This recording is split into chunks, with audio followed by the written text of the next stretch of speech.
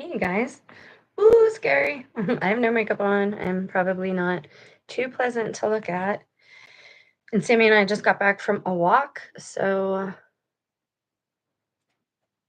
ta-da-ta-da. So he's resting and I'm kind of a mess. But for testimonial style videos, I like to do them what's the word I'm looking for? Face to face a little bit, if that makes sense. I hope it makes sense. And I have notes. I have a few notes to go over so I don't lose track of where I'm at. Um, I did kind of a question thing on the postings on the community tab. So some of this video, the first part is going to be testimonial. It's going to be high strangeness. Okay. Again, there's a reason I show you the high strangeness in life.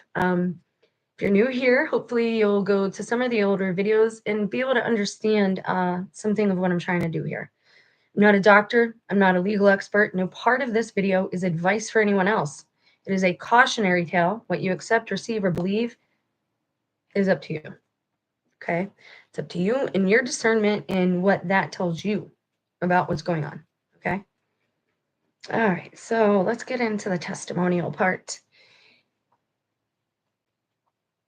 And I'm going to go to a screen share in a few minutes. Okay? I'm going to tell you real quick about yesterday and what went on in my day. An old voicemail that I found in my phone. And yes, it does relate. And yes, it probably can help other people who call themselves targeted individuals because it lets you know to be in awareness. I don't believe, though, in bringing everything to public awareness. Certain topics are not meant for mainstream conversation, and that would be child harmers. I am explicitly against this, and I might bring up that topic a couple of times in regards to my testimony. There's a reason that it's a trigger for me is because it's very personal. There have been child harmers in my family, apparently. And the people that I have known seem to follow and surround themselves with individuals like that. I was not aware of this. I was very innocent and I was kept very tucked away from the world, so I didn't know how things worked. And I was married off pretty early, or at least shuttled out of my home pretty early. So anyway, let's get to my walk. So I went for a walk yesterday and I stopped in at the local speedway. So the young man that was behind the and again I took a walk with Sam just now, so I'm kind of gross. So the young man that was behind the the register, he said something like, "How are you doing today?" And I said, "Oh, same or whatever." And he goes, "Well," he says, "You can write your own story, right?" He says, "You have a computer? Do you have a laptop?" And I'm like, "Yeah." He's like, "You can write your own story." Now get this. This is where it gets already it's weird because we've talked about this. Go back to a video, I think it's called The Experiment, where I talk about, and I can actually show you because it's right here. I bought vellum. Vellum is special paper. It's a fancy word for paper, but it's what they called paper in the beginning stages. Now, real vellum is lamb skin or goat skin. But I bought some vellum. We talked about how stories seem to be coming into play in real life. Like Dean Koontz wrote the story about the reason that we had all the lockdowns in the beginning of 2019. It was in one of his books. His books, The Whisper Room, are about targeted individuals and why they're targeted. Gypsy Rose Blanche, I just saw on a channel that I follow, and I follow it for a reason because her story, again, a lot of the stories we're given for public consumption are either A, false, and it's trying to tell us something and teach us something subliminally, or B, the way in which they're framing the story is false. I think her mother, I don't have nothing to say about her because I don't know her anyway, but it's real easy to blame a scapegoat or a person when they're no longer around and able to defend or speak their side or their part of things. In the case of Gypsy Rose, I greatly, greatly, greatly blame the physicians in that case. Now, again, there are good doctors out there. I've had some of them. I know them. And they do join the medical industry because they want to help people. But some do it for the money that they can earn from kickbacks, unnecessary surgery, cosmetic surgery. It's all, cosmetic. Insurance has been a big player with 2019 and everything kicking in. I told you this with my own story, that they will use you as a resource. If you are a goyim, if you are a slave, if you are not in the percentage where you have a lot of wealth and generational wealth and it's been passed down from family to family to family, life is a lot different for people like us. But before I get carried away, he told me, this man at Speedway, this young man, and he was special. He seemed as if he was developmentally slower than most people. I have another theory about that. I do think that they're special, especially Down syndrome people, especially the children. They're just amazing. And so he's telling me in this really innocent way, like, you can make your life better. Write about it. Write about a vacation. Write about what you want to happen. But then he says, and we've talked about this too on the channel, he says, send it into Netflix. Make sure you copyright it first. He said, then send it into a streaming net service like Netflix or Hulu or whoever streams, right? He says, and they'll pay you for your story, which is ironic because I told you Netflix played a big part in this. Anything.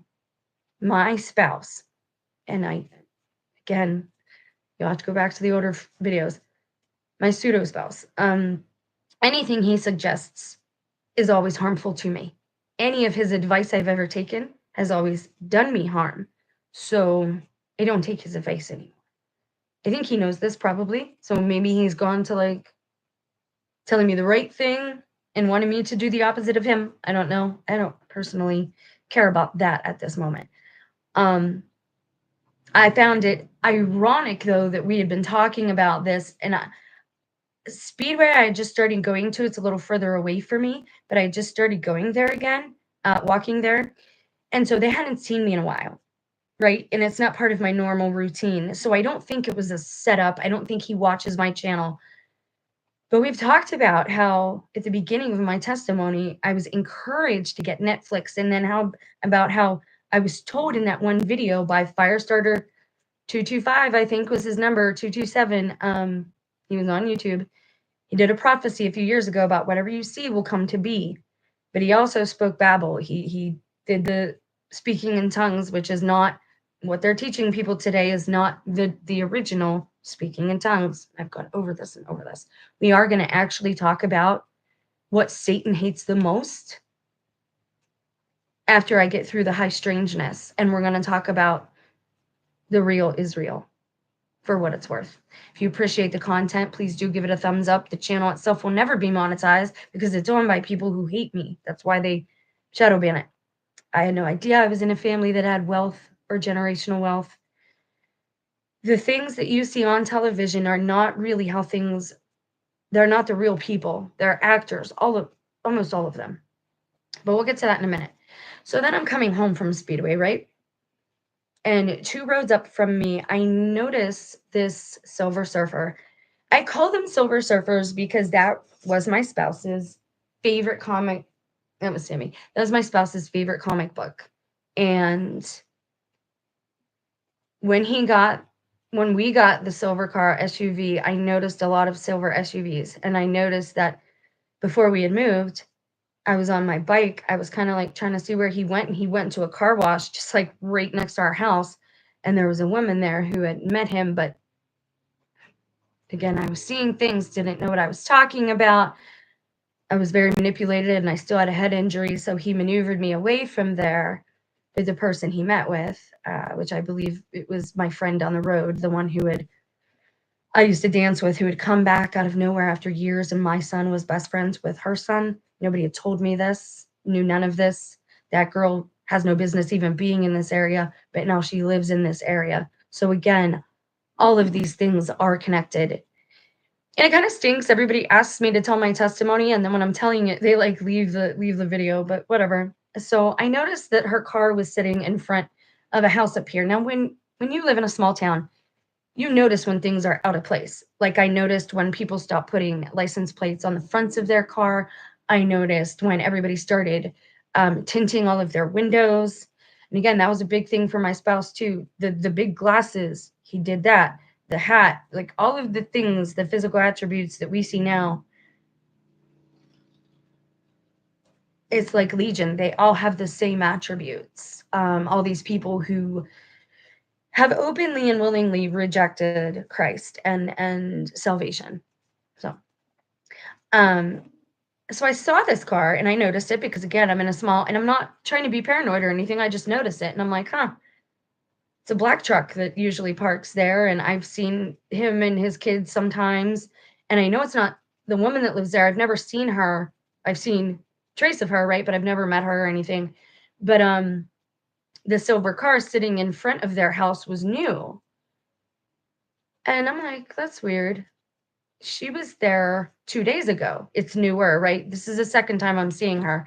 So, me being who I am, having like no fear of things like that, I rode my bike right because she's like at the house she's sitting in front of is the house right on the corner. So she's like back just a little bit so you can't see her from the road. You can't see her until you get upon that sidewalk. And if I wasn't so observant, I wouldn't even have saw anyone in the car. But I'd noticed that she was doing the same thing a couple days ago. Now, if you don't know yet, targeted individuals are often targeted by people who are rejected by the system initially, or they have aged out, or for whatever reason, something has happened, and now they watch other people, and that's their job. I've explained that to the best I can right now, but if you've been targeted, you know what I'm talking about. So she's sitting in this car, and I'm like, okay, this is day 2, or like the second time in a couple days I've noticed her chilling there.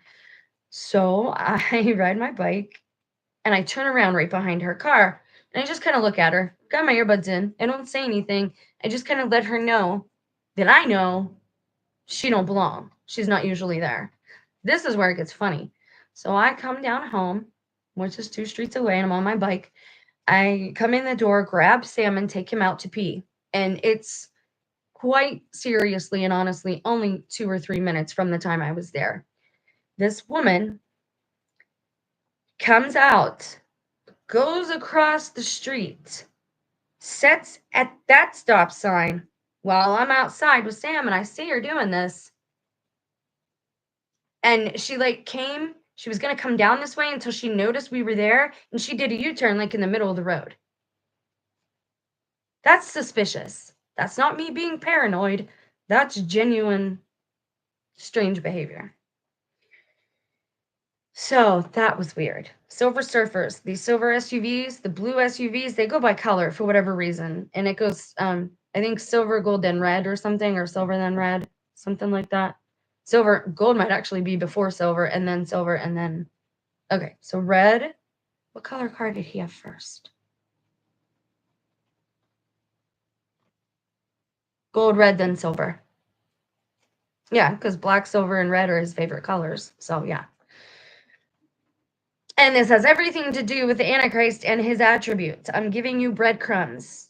I embarrass myself. I humiliate myself by telling my testimony. One, because that's how we defeat our adversary and our enemy, by exposing wickedness to the light. Because what does light do? It sterilizes. If you know anything about real medical sanitation of the instruments and all that stuff, light is a natural sanitizer. It cleanses, right? So you expose things to the light and you make them not as powerful. And then they're not unknown either, so they're not scary anymore. Okay, so this is weird. I told you guys about them focusing on water around me, okay? And this is why I said wormwood was coming. Because when I was working at the pizza shop, there's a man that came in. And he's a regular meathead. Like, he looks like the rest of them. And they look swelled up now. I don't know what's wrong with them, but their faces look like Madonna at that one award ceremony. Like, they're starting to really resemble their inside condition. That's the best I can put it. So, and they all, again, they all resemble each other. This is Legion we're dealing with. They're all the same. I do not promote violence of any kind. I personally am a pacifist. If you want to defend your family, that's absolutely your right. And it's not my, I'm not judging you for it. I'm saying for me, myself, and I don't, have certain things around me for a very specific reason. I don't know why I brought that up real quick there like that. Again, I've got to watch my own videos over again because Spirit says things sometimes that I'm unaware of. Oh, wormwood. That's right. Them focusing on water around me, again, this has worked in the way that God shows me things in my immediate surroundings because that's just where I'm at. And he shows me these things. And again, everything that happened in my family in 2018 and the chasm and the house divided, that all came to our country. So I'm telling you this because this is a plan. Now, it's a spiritual plan, and I believe it's physical and material as well. You're going to say there is no such a thing as a worldwide conspiracy, and I'm going to point you to Santa Claus. Every year, millions of people lie, even the newscasters lie about Santa Claus. So don't tell me a worldwide conspiracy can't happen, especially when the 1% isn't the 1%. The Bible is true. There's literally probably at this time only 144,000. So it's very easy to fool the minority, especially if we're all spread about. And they don't let us connect. They don't want us talking. They don't want us connecting. They don't want you to know that America is Israel. Like, this is it. They don't want you to know that the land is yours. This is why, like, they show things on the news that they're showing you about home invasions and them busting down doors and stuff. It operates on consent. I don't consent to that stuff. I don't participate in the system. I don't vote. They have no right to do these things to me because I'm not part of that. Now, we'll get to a time where that's not going to matter. And I think that time is being marked by today. I'll get to that in a second. First, I'm going to tell you one more short story about this. I have the voicemail on my phone, and I know y'all watch my channel. So please keep playing. So this guy, he comes to the pizza shop, right? And I'm there with the girl who I think is a nice girl. She's kind of buddied up to me, says she's a Christian, she's a Baptist, real sweet and gentle, only homeschooled, doesn't know much, right? But she's a perfectionist. And if you don't do things her way, you're going to be in trouble. And everybody praises her a little too loud, especially the adults. And I'm going to tell you right now, the adults, most of them are scared. We're dealing with children of the damned here, as in the movie. Like, the whole generation. You should wonder why Generation X's children are so close with their grandparents. I was left with, I was a latchkey child. It took a village to raise me. My whole situation was weird.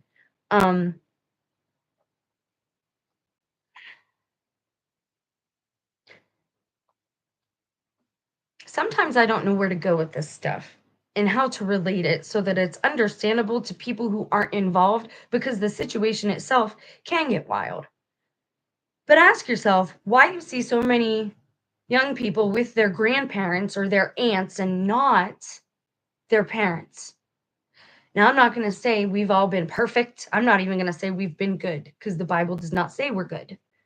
I will say children who honor their parents are blessed. Children who dishonor their parents are cursed. And I know this to be true. And it's in the Bible, but I know it from experience to be true. I want nothing more than to see these young people fight the indoctrination that they're being fed because they are being used. Every minority, every reject of society, every misfit, every outcast is who Satan has love bombed through these groups, through the UN, in their schools. My son, I didn't even know at the time until I saw something that was announcing it or talking about it, because they don't just send home these things, but I guess the UN had taken over social studies years ago.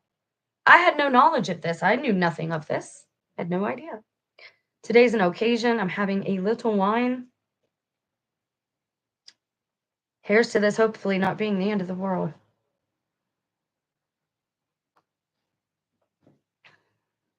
It's a rough day for me, and I will explain that in a minute.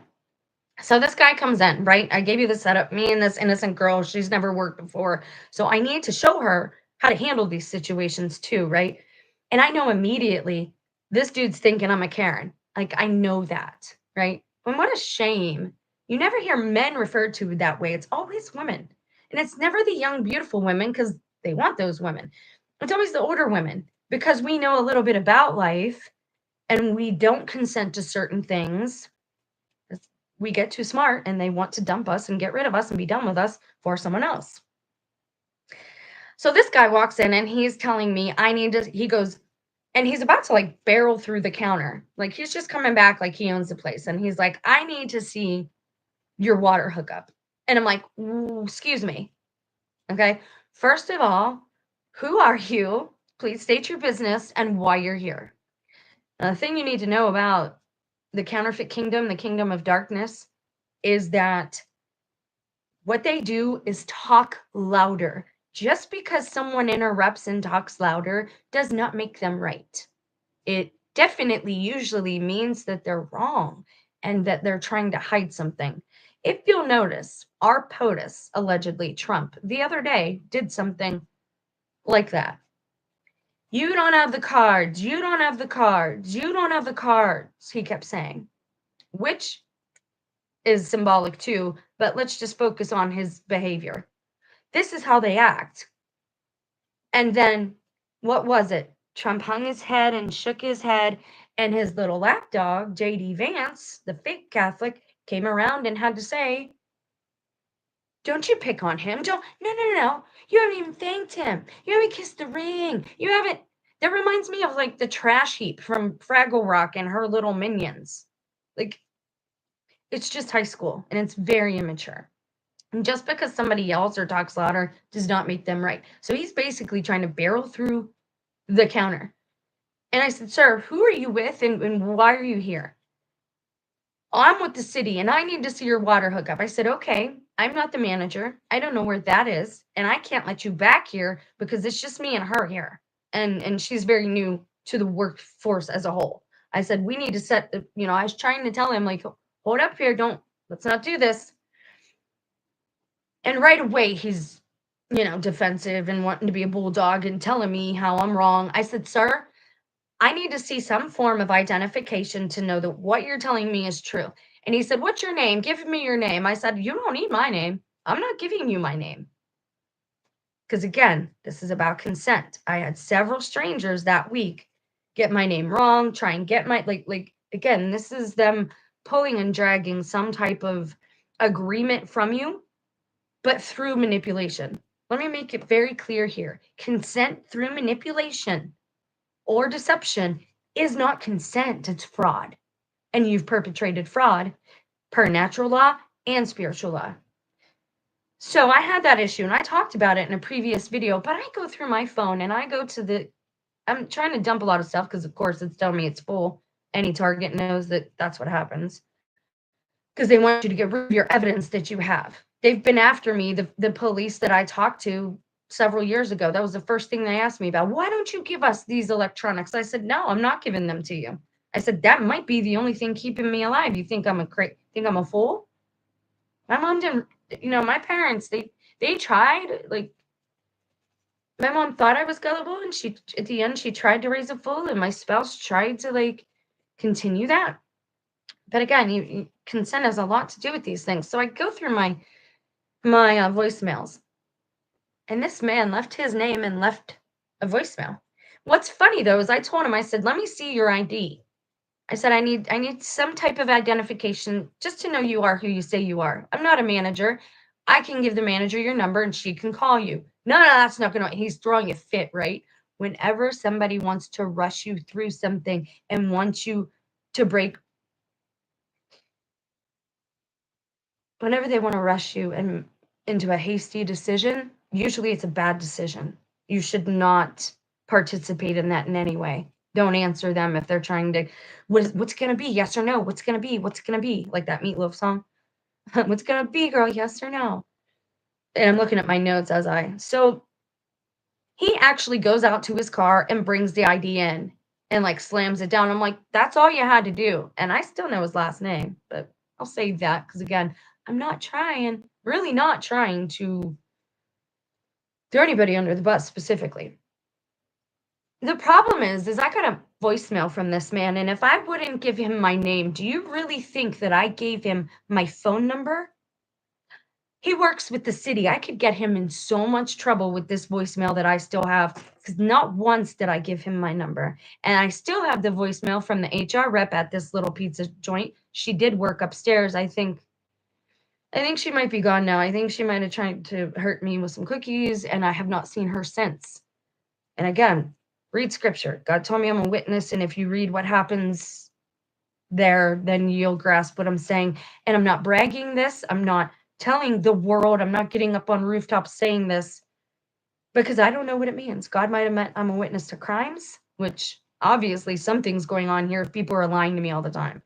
Um, my mom was Italian. Like she dealt with mob figures.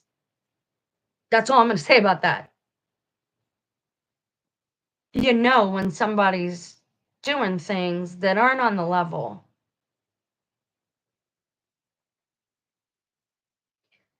So I never once gave this man my number.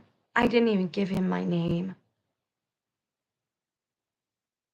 And I have the voicemail still from my HR lady saying, "You do a good job. He had no right to treat you like that. I called the city because he was wrong." That might be why she's gone. That might be why too. It might not be me. But people that interact with me, I know something happens because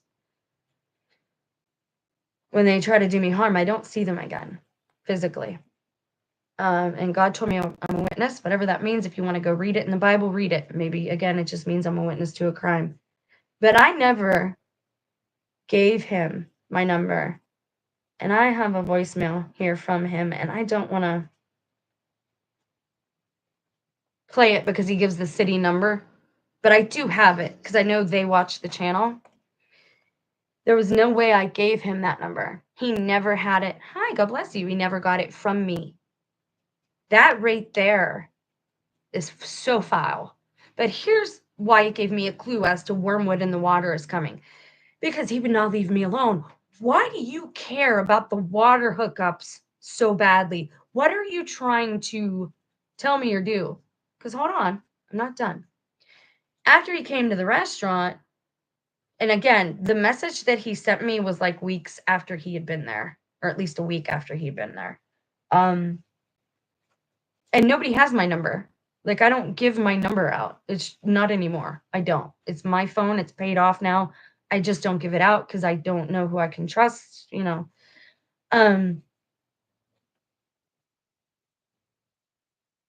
As he was leaving the restaurant, he was trying to bully me into like, and I told him, I said, ask the young man who worked here and just quit or whatever. I said, he'll know where the water hookup is.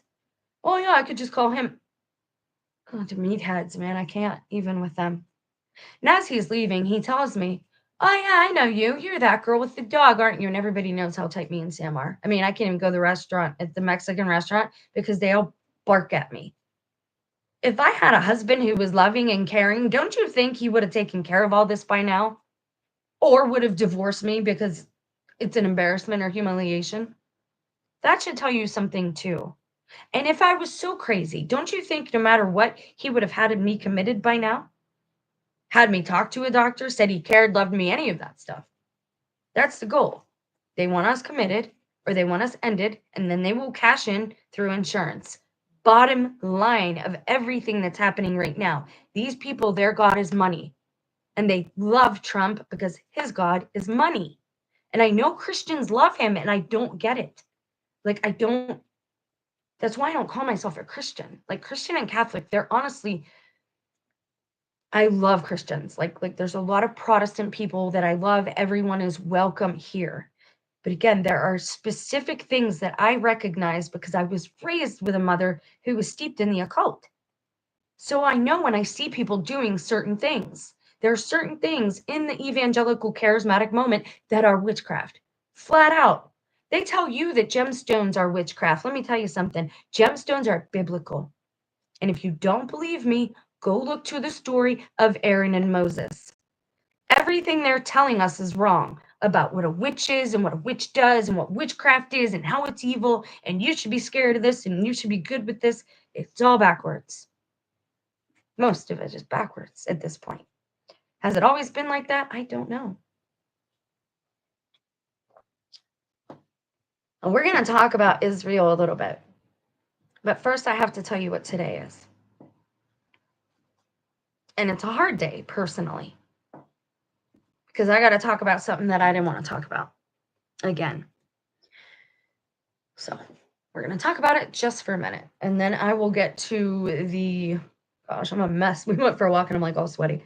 I went for 2 walks. I went for a walk. Then I took Sam for his walk. I will hide my face once we get to the study part where I'm going to bring up Israel and I'm going to show you what Satan, the devil, hates more than anything. So if you want to make him angry, I got just the thing to help you with that. Today, I told you to watch for today because yesterday, all the federal employees had to have in their replies and responses to Trump. Okay. Now you're seeing a lot of people bend the knee to Trump, and I'm going to tell you something. Most of these people that you're seeing change dramatically and flip is because they've been blackmailed. These individuals in the counterfeit kingdom have access to anyone's home that they choose. The whole story of Watergate during Nixon's presidential run was to explain to us that we were now being monitored. And we are. The ghost hunters show us that. When they detect EMF things in walls and there's not supposed to be anything there, that's from electricity because electricity has been around for a long, long, long time. We are electrical beings. This is why people tell me, and I'm going to tell you right now, I'm not stuck in pride in this area. Okay, because we all have pride. I'm not even going to say I don't need, please don't punish me. Like life has been so hard. I'm not stuck in pride when I say I know my family. I'm a mother. I changed their sheets. I rocked them to sleep when they were sick. I sniffed their little heads. Every time I hugged them or kissed them and they got big. I know their smells. I know the looks their eyes give me. I know the soul behind the eyes.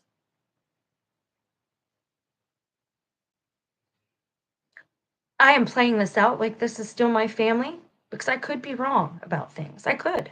I don't want to be stuck in pride. But I hope to God that they're gone, that God already took some people in a first rapture. And we'll talk about that again at another time. I talk about there being a possibility of being 4 raptures. Well, 3 or 4. 3 raptures, and like the last one would be like all the saints that were here now, the tribulation saints being rose up so that Christ could lay waste to the workers of iniquity.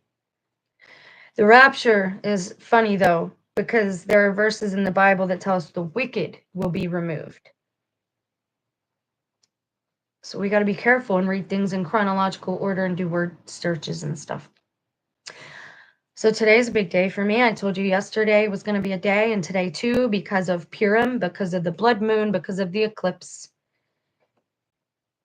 And my youngest chose this day to get married at the courthouse. The first thing that's weird is they're coming to this town where I live to get married. Then they're going to the other city courthouse where they could have gotten married for pictures and the meal. So it doesn't make sense already. The reason I'm not there, and I never in a million years thought that I would be the type of mother who was not at my son's nuptials. I never thought I'd be the type of mother whose children rejected her to this degree. I never thought I would be like my mother in that sense. In fact, I made the oath, or I said it, I'll never be like her. Careful what you pray for and what you wish for, because someone's always listening. And they, whether you believe in demons, so I don't care what you believe in. I mean, I do, but I don't, right?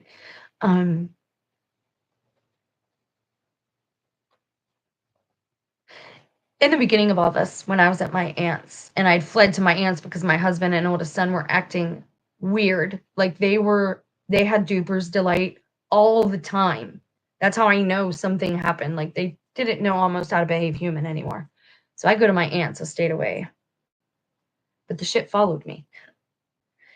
And when I was so broken down and crying and like heaving and sobbing in my aunt's kitchen because I realized that I very well may have brought my children up in a family of predators,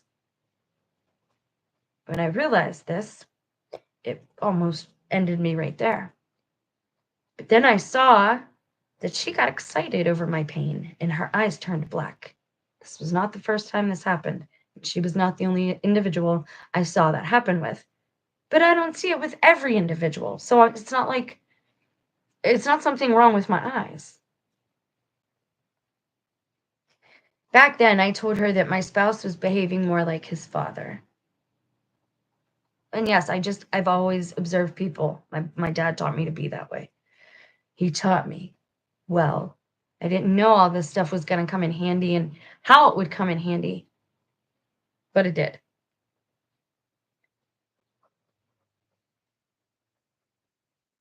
I believe that certain ceremonies may have taken place, certain rituals may have taken place from the time my son was 14 and up. And 14 is bat mitzvah age.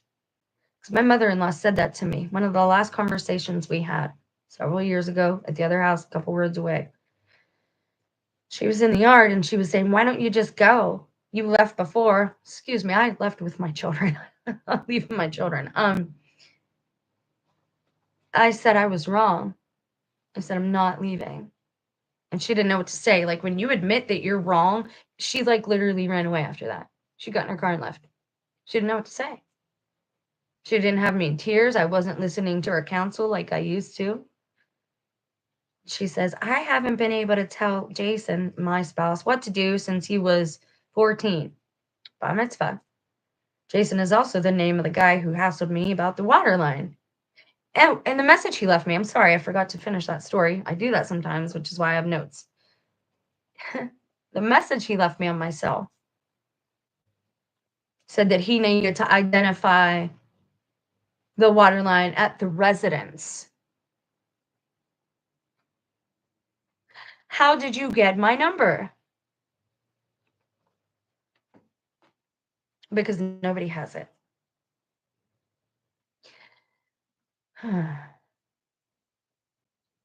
So I told my aunt in the beginning of all this that my husband was behaving like my son. And then when we moved into this house, I thought I was reaching my son because there was a day I told him, I said, the golden rule, Christ taught us that. He said, really? And I was like, yes. And I actually said it out loud in my own room. I said, yes, he's listening. He's starting to talk to me again. Legitimately, very quickly after that, he met a girl, fell in love, got married, left the house. His father made a promise to me. Now, pay attention because this is where it gets real. He made a promise to me years ago when I had left him and come back. He said, if you leave me again, I'll kill you. You cheat on me, I'll kill you. He said, but first, I'll make sure that your children hate you. This is a man who, before I left, said, get down on your knees or I'm going to harm your mother and sister when they get here. We need to quit shaming victims. Oh, you have victim mentality. What does that mean?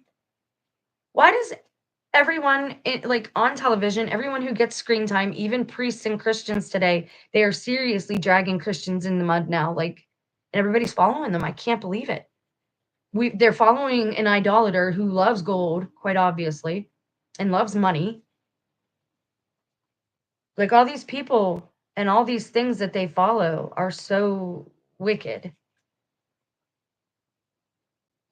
So anyway, him telling me about the water line and then continuing with it.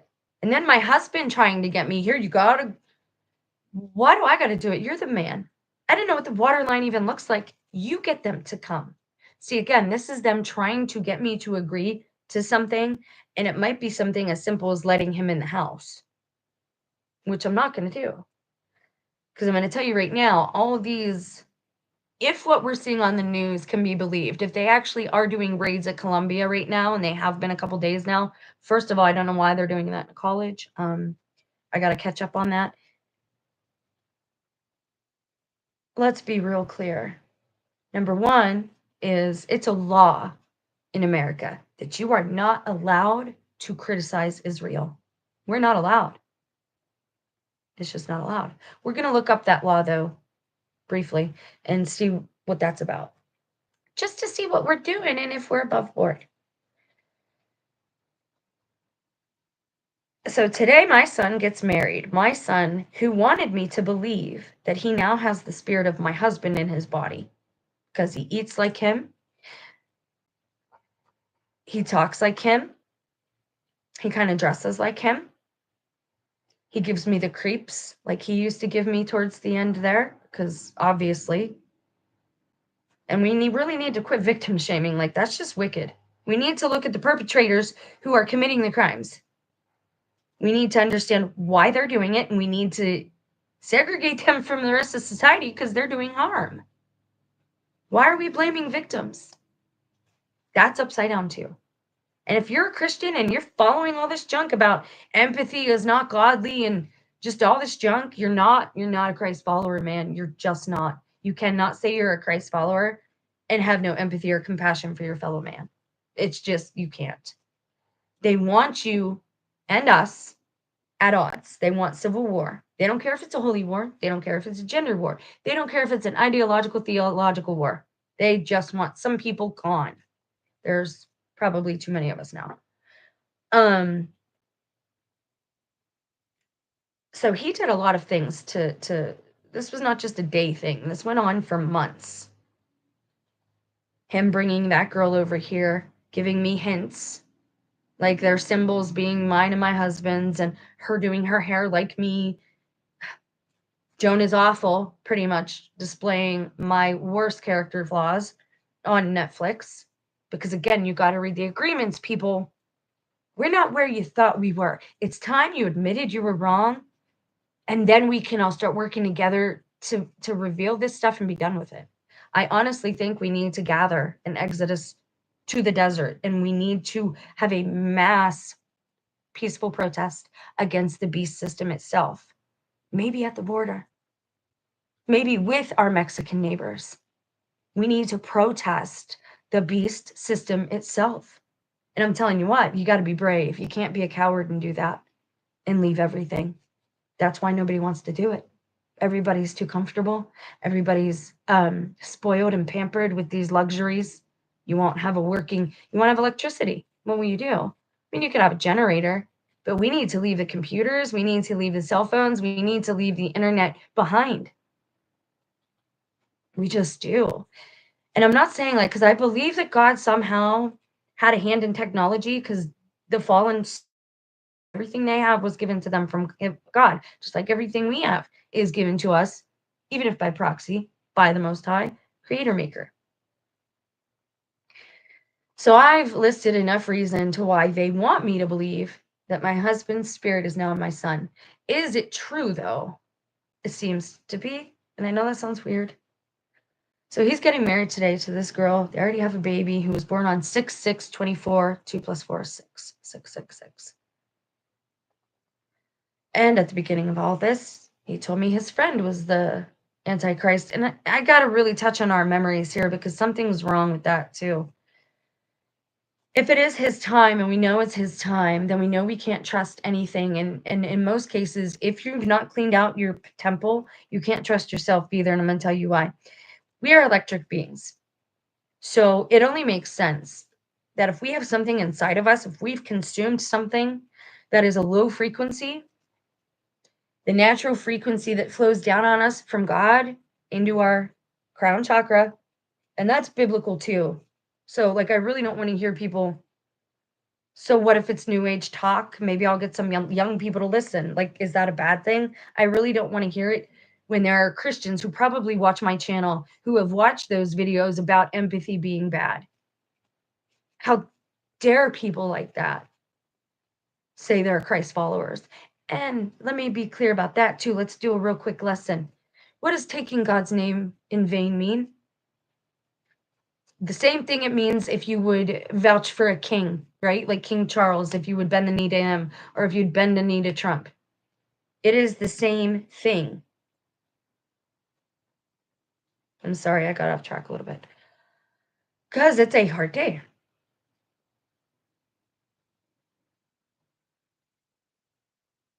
When you make a promise, how do I explain this? No, let's just do it. I'll bottom line you on this, nuts and bolts. Taking God's name in vain means you say you're a Christian or you say you're a Christ follower, but you don't follow God's way and you don't exemplify that and live that. That is taking God's name in vain. And I'm not saying that cussing is okay when you use his name. It's not, especially if you don't believe in him. Then why are you shouting out his name when you stub your toe? Shouldn't you be calling out for something else, somebody else? Just saying. Do you say your mother's name as a swear word? So why do you say Christ's? This world is so antichrist, it's not even funny. And now the Christians are behaving antichrist. Public records are you know what? Because you can find out almost anything. And my mother-in-law taught me that too. See, the women, I think, tried to help me in a certain way. But it's pretty shisty and shady to not just come out and tell somebody the truth. Well, I told her, I gave her clues. She didn't take them. Does that assuage your guilt? Does your conscience feel better? I don't think they have one. Here's to if it is the end of the world. Let's watch it burn and have some popcorn.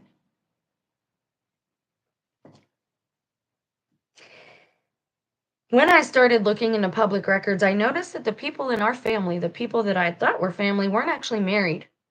And there were several records of several men, especially the older women, had been with, and several women that the men had been with too.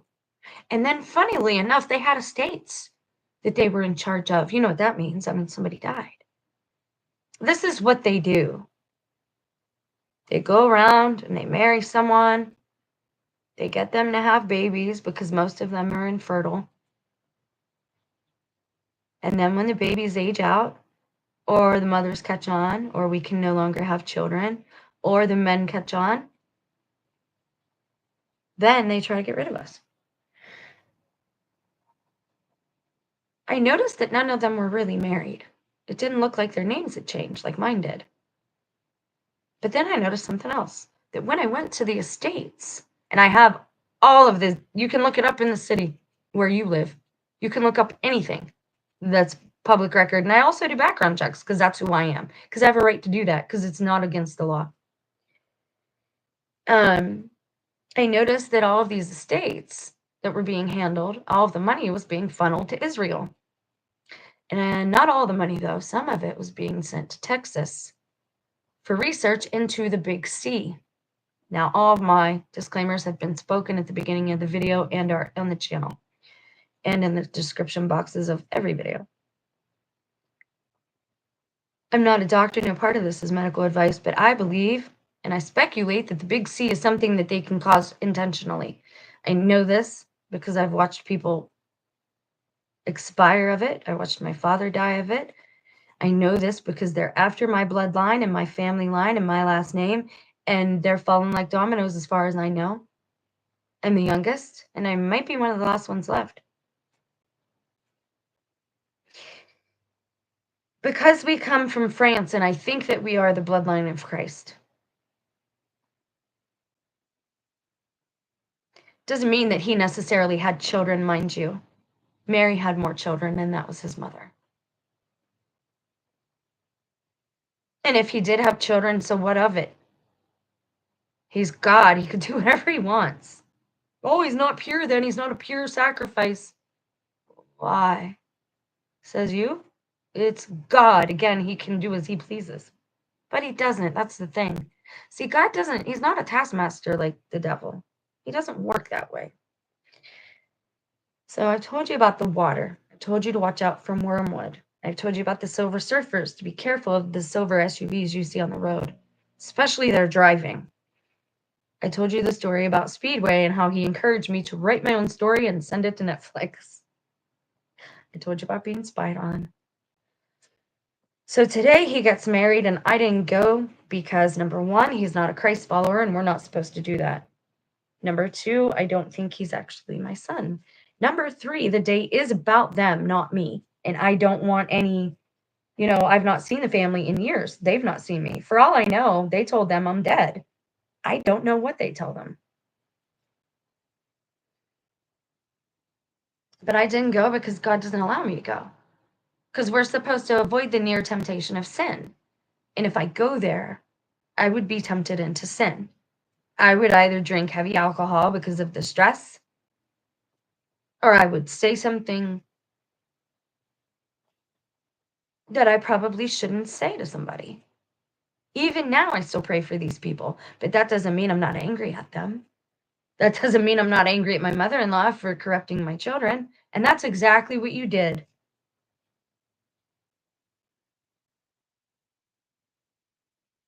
You see, I was like a child myself until just a few years ago. I didn't know that, like, that's a thing, like that child harming. I didn't know how prevalent it was in America. And I'd had people talk to me about it when I was younger, his sister. And like I said, there's a lot of false accusers out there too. So you have to be careful with that topic.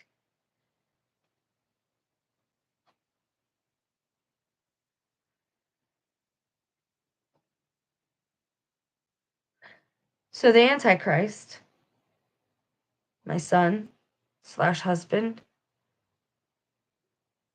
slash Trump, Elon, or Ginger Boy, whoever it's gonna be, whoever the screen, they're gonna make you worship his image, right? It's gonna be about him. But there's always a man behind the curtain with them.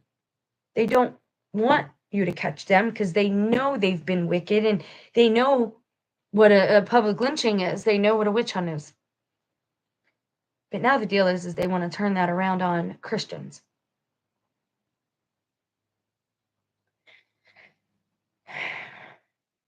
I don't want to be here for this. I don't want to see what's coming because it's all bad from what God has given me. And I don't want to tell you to repent. I've been telling whoever listens, I'm willing to tell the nations. I don't know how to do that though. But repent. And let's touch on that real quick. A prophet, was Jonah a real prophet because his prophecy did not come to pass? Yes, he was a real prophet. Why?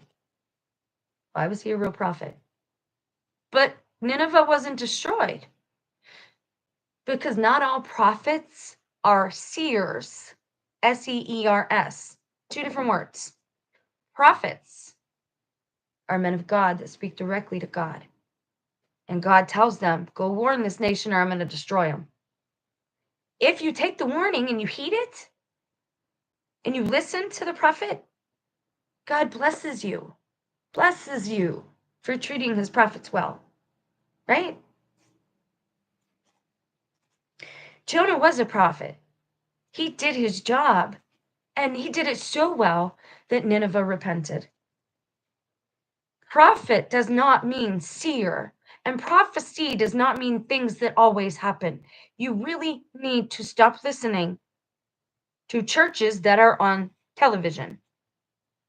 Billy Graham, all these people, they're all money grubbers. It's all a show. Joel Osteen, people that have no better discernment than to see those guys are actors, and at best they're actors. At worst, they're deceptive heretics who are deceiving the children of God, and they have a big payout coming because of that if you read scripture. That's the thing, they didn't read it. They think if they aren't aware of it, that God won't punish them for it. Here's the clincher, though. You don't have to read scripture because God puts the word on your heart. It's got your conscience. If you do things and you know flat out it's wrong, even if you're lying to yourself and you're the best liar in the world, why am I doing this? Why am I being a Karen? Because you need saved. We all do. Because we need to do better. We all do. Why are our children so attached to their grandparents? Some of them knew this was coming. And they tested us our whole lives. They didn't tell those of us who try to be good. I'm not going to say we are good, but we try. We want to be good. And we try to be good, and then we get punished for being good. Let's talk about Israel for a second. Israel was a land given to God, given to the people of God by God, with conditions. There's a reason they roamed around in the desert, did not make it to the promised land for 40 years. Because they're stubborn and they don't listen to God's warnings. And so God has to keep dealing with them.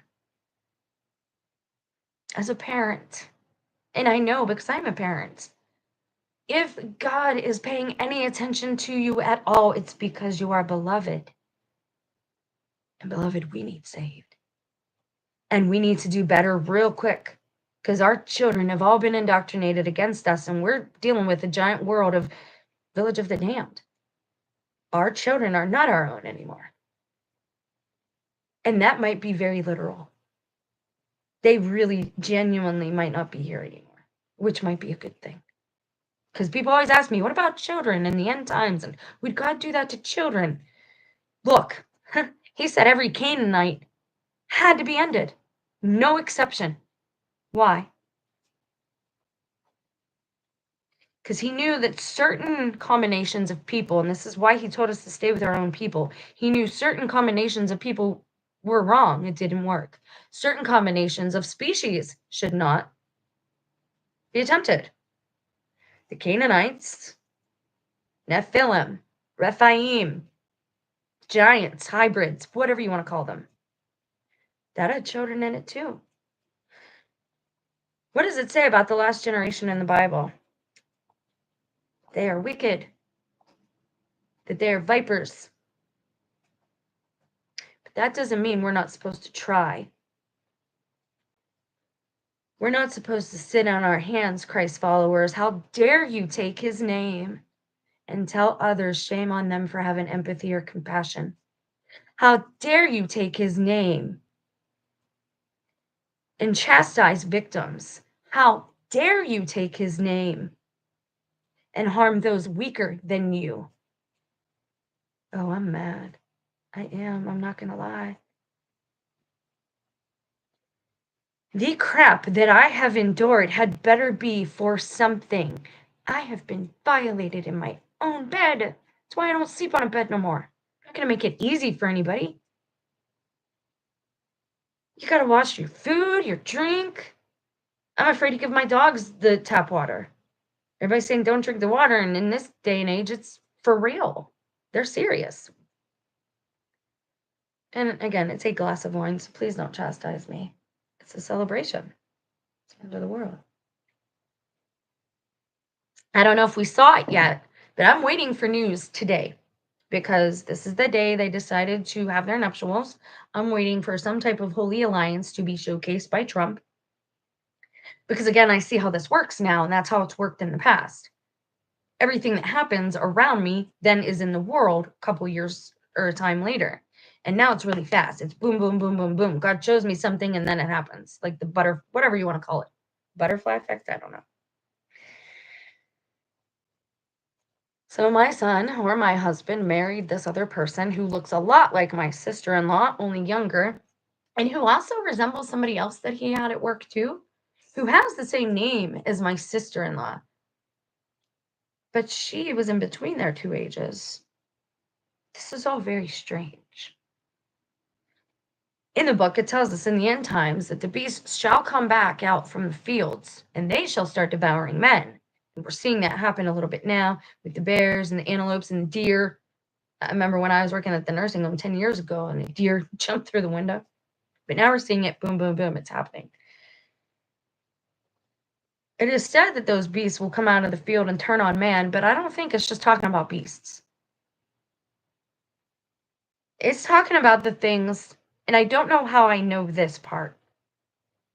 And this is why I suspect that my blood is different than I thought it was. Not that it's different than everybody's. I mean, just my family line, something is different than I thought it was, than I was told. I wasn't told much. This physical land, how do I make you understand this?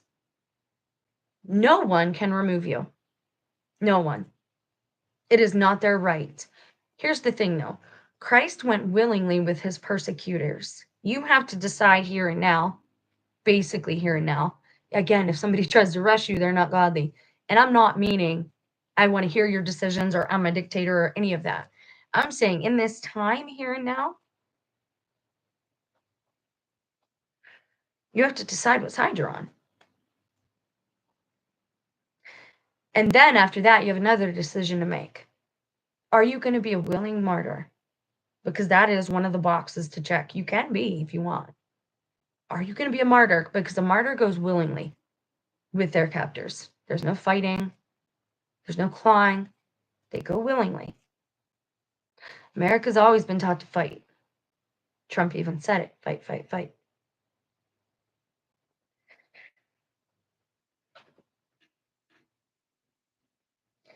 Are you going to be a martyr who goes willingly with your persecutors, or are you going to fight?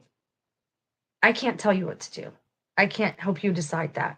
And if you have children and a family, young children, I mean, obviously you're gonna fight because you need to protect them.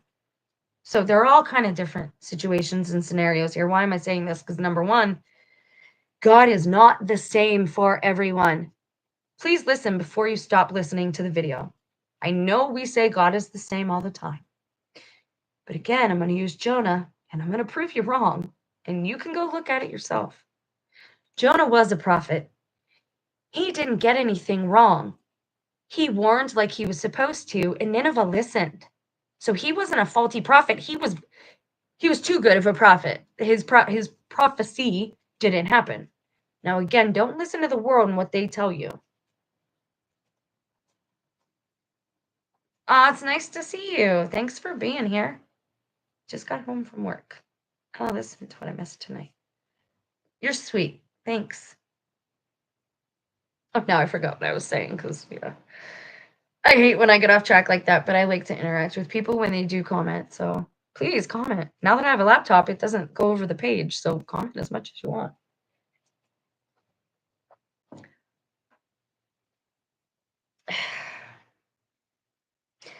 Once you decide if you're going to be a willing martyr and stop taking Christ's name in vain, you cannot say that you're a Christ follower or a Christian. And in this time, if you've been faking, you really don't want to pretend being a Christian because this isn't a good time for us. In case you've not noticed, it's about to get very ugly. Let me give you an example. And I don't know if this is right. I'm just going to give you the example. This is how I kind of try to operate to show you things. I saw a video of them allegedly smashing in dorm doors to get out people who allegedly took over Columbia University, allegedly protested on behalf of Palestine. Let me ask you, though, if you weren't told in the Bible that Israel was God's people and to pray for it, would you be okay with what's happening? Would you be okay with the genocide? Would you be okay with infanticide because it's happening over there? If there's actually a war, if these things are actually happening, then yes, infanticide is part of it.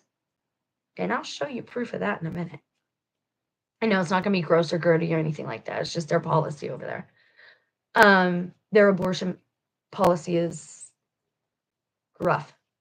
And we've aligned ourselves with them, Christians.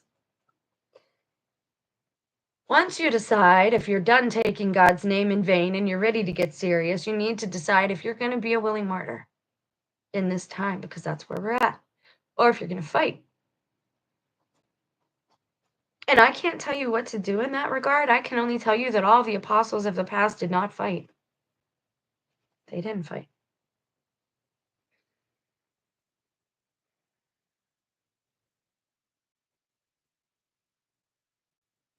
The last time my youngest son was here before the wedding, our dog was dying. That was very hard for me. I don't even know how to describe it. At the end there, my dog felt and looked like roadkill, and it makes me nauseous. That has changed me forever. I don't think I will ever be the same.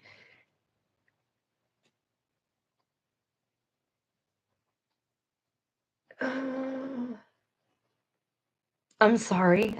I don't everybody picks on me. "Oh, you cry on the internet." Like, I cry at insurance commercials, so really it's not that serious. Other people are more offended by me than I am, so whatever. This is Israel. If you're in America, you are in Israel. Figuratively, symbolically, and I believe physically. Why do I say this? Because everybody says, why isn't America in the Bible? It's going to be ended. Ah! First of all, the fear game. Second of all, how blessed we've been. There have been almost nothing happening on our home front. Now, 911, you could say that. I have now that I know about holograms and stuff and what they can do with Starlink and how they tried to keep people out of New York directly prior to and after that, and the fact that New York is filled with actors already, because that's where they're based, Broadway, soap operas. People don't live in Hollywood. They live in New York or LA, sort of. But they usually actors live in New York. It's just always been that way. Soap operas are based in New York and filmed there. Broadway is, happens there. You have off Broadway that happens there. You have the Real Housewives of New York that happens there. You have the Real World from MTV that happens there. How much more do I have to tell you that some of our main cities are literal stages? Chicago, New York, LA, and now my hometown. The Antichrist hates me. Everything I love has been attacked. France, French people, females, because I am one, um, the Catholic Church, and the other day it was something else, and I can't remember what it was. I'm sure dogs will become a thing. They've already tried to do that type of stuff. But when he visited me before the last time, he kind of teased me. Like, he knows nobody's going to believe this wild story, right?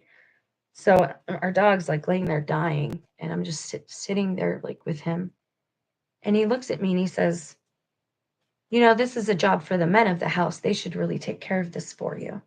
And I looked at him and I'm like, you're the youngest and you've never even taken out the trash while you lived here, young man. So I'm not sure what you're talking about there. And then he says, I said something like, well, are you happy? And he says, for now, I'm happy with the decision that I made.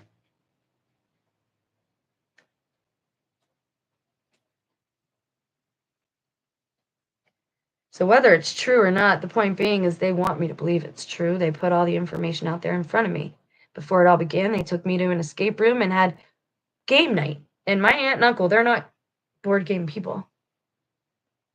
And then that's when all the gaslighting and throwing under the bus and the temptation, it all started after that.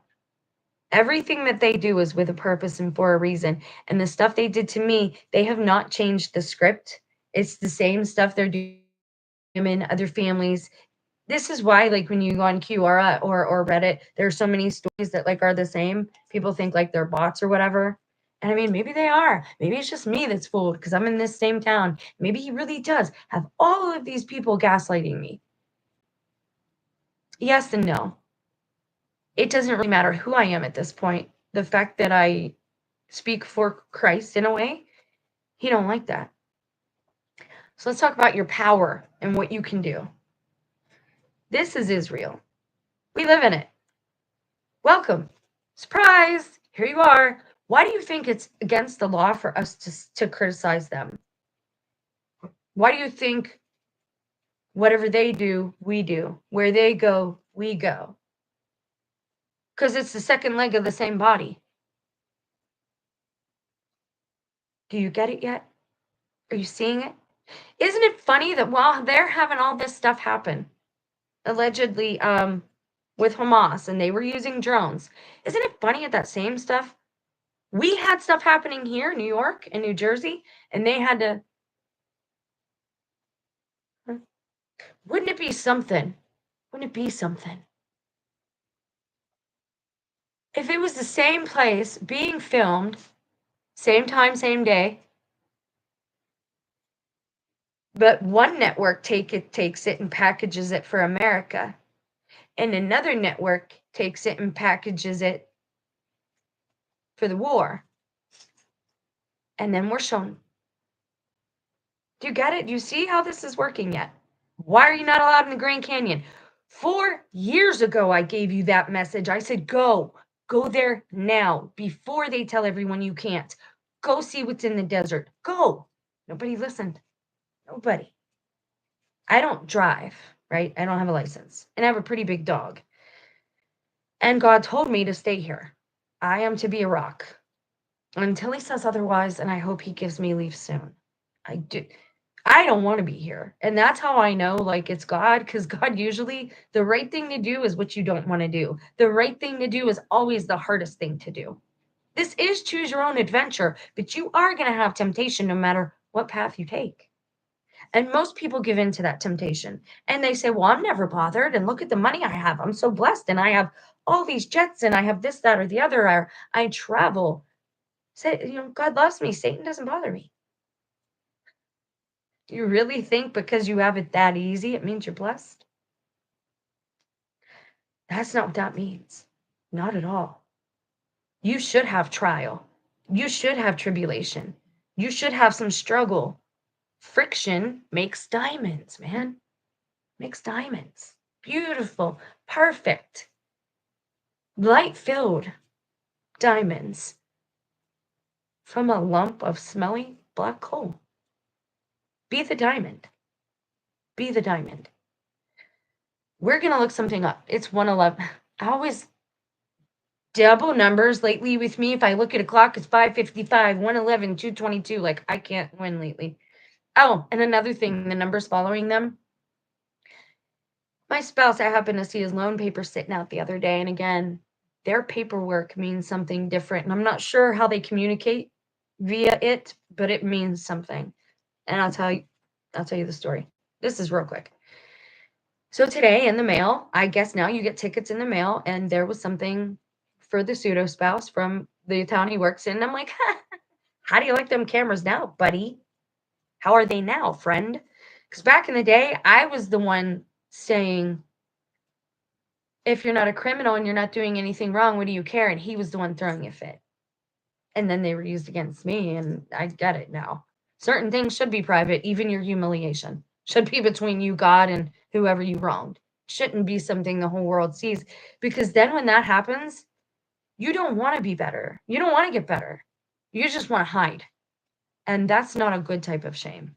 There is a shame that works on you, that pulls out the facade and the junk and the mask that you put on. It pulls out all that garbage, right?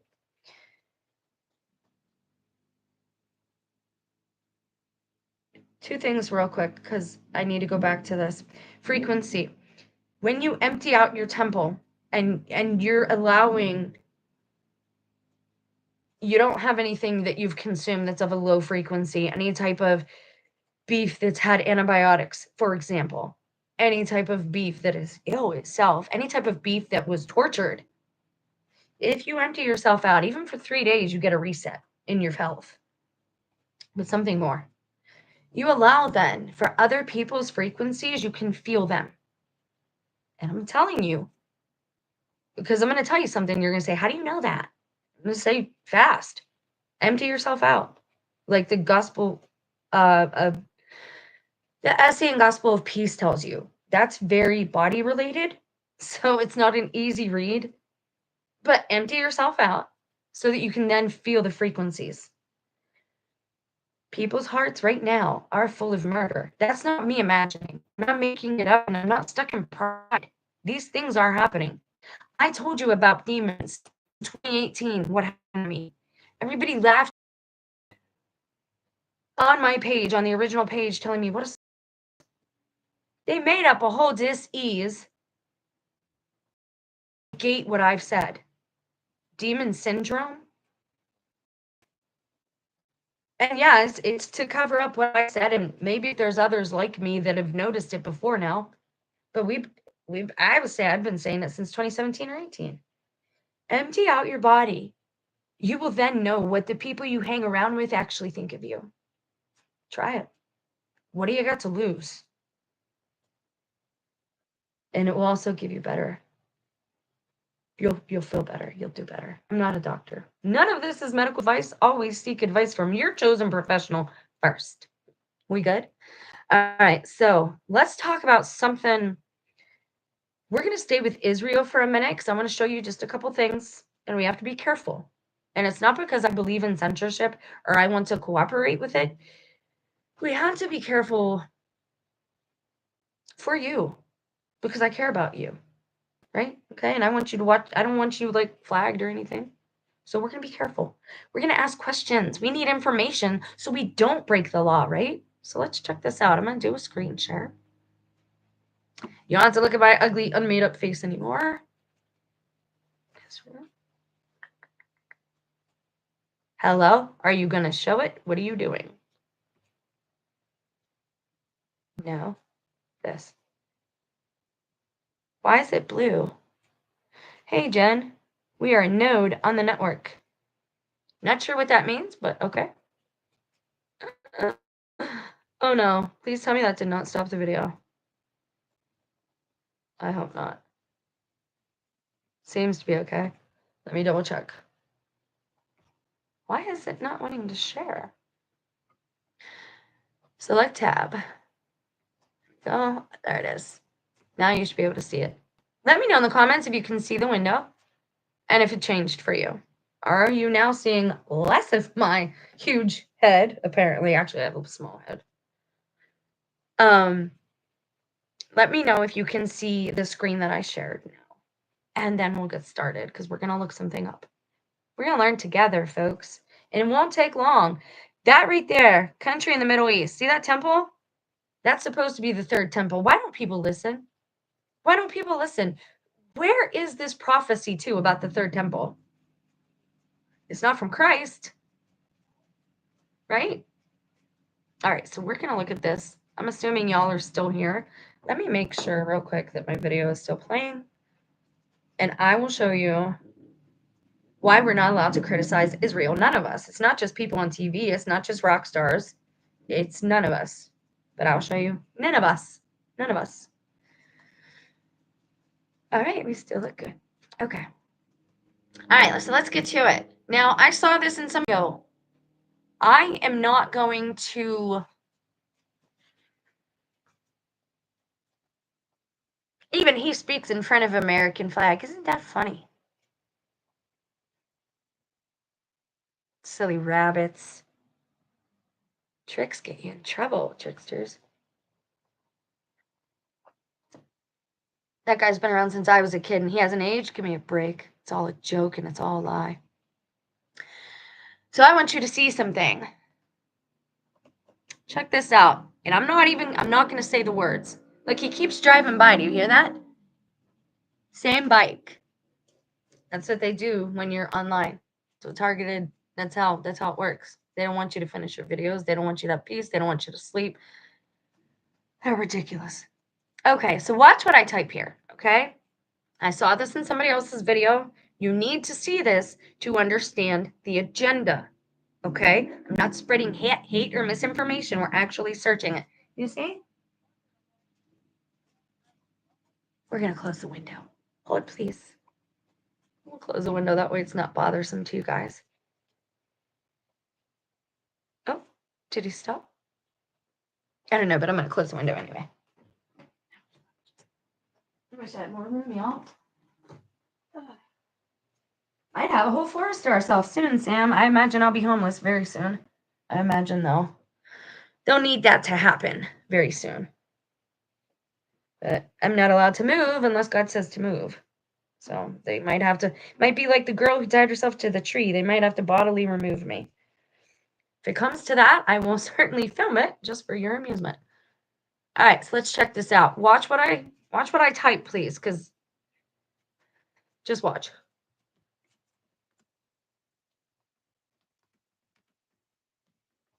Just watch. I know you're getting offended. Just watch. What does this say? Do you see what I searched, right? Do you see what I searched? The blank city in the Middle East. Huh. Where's Tel Aviv? Do you know? Huh. Wow. It is the capital. Huh. Who knew? Hmm. And I found something else out that I didn't know about. Check this out. Didn't I say 2017 is when things started to go sideways? 2019 is when they actually flipped upside down. Didn't I tell you 2017 things went sideways? 2018 we actually started seeing proof of things and I was able to start documenting. You want to see it? Do you know it yet? Hold on. I always get different results on here than I do on because my phone is Google. Let me make sure I got the link still and I will bring it up. Or just Google it, but I like to bring you the actual link. Wrong. This guy. This guy. This. There we go. Hold, please. Watch this. We're going to go back up here. But that's a surprise, huh? Now do you see why we love that flag so much? Because it's from there. Because they're the capital. Who knew? I sure didn't because I'm dumb. Some of you probably knew, but I didn't know. I'm dumb. So we're going to do something else. I'm going to show you. This is what came up in Google. Hold, please, while I type this in.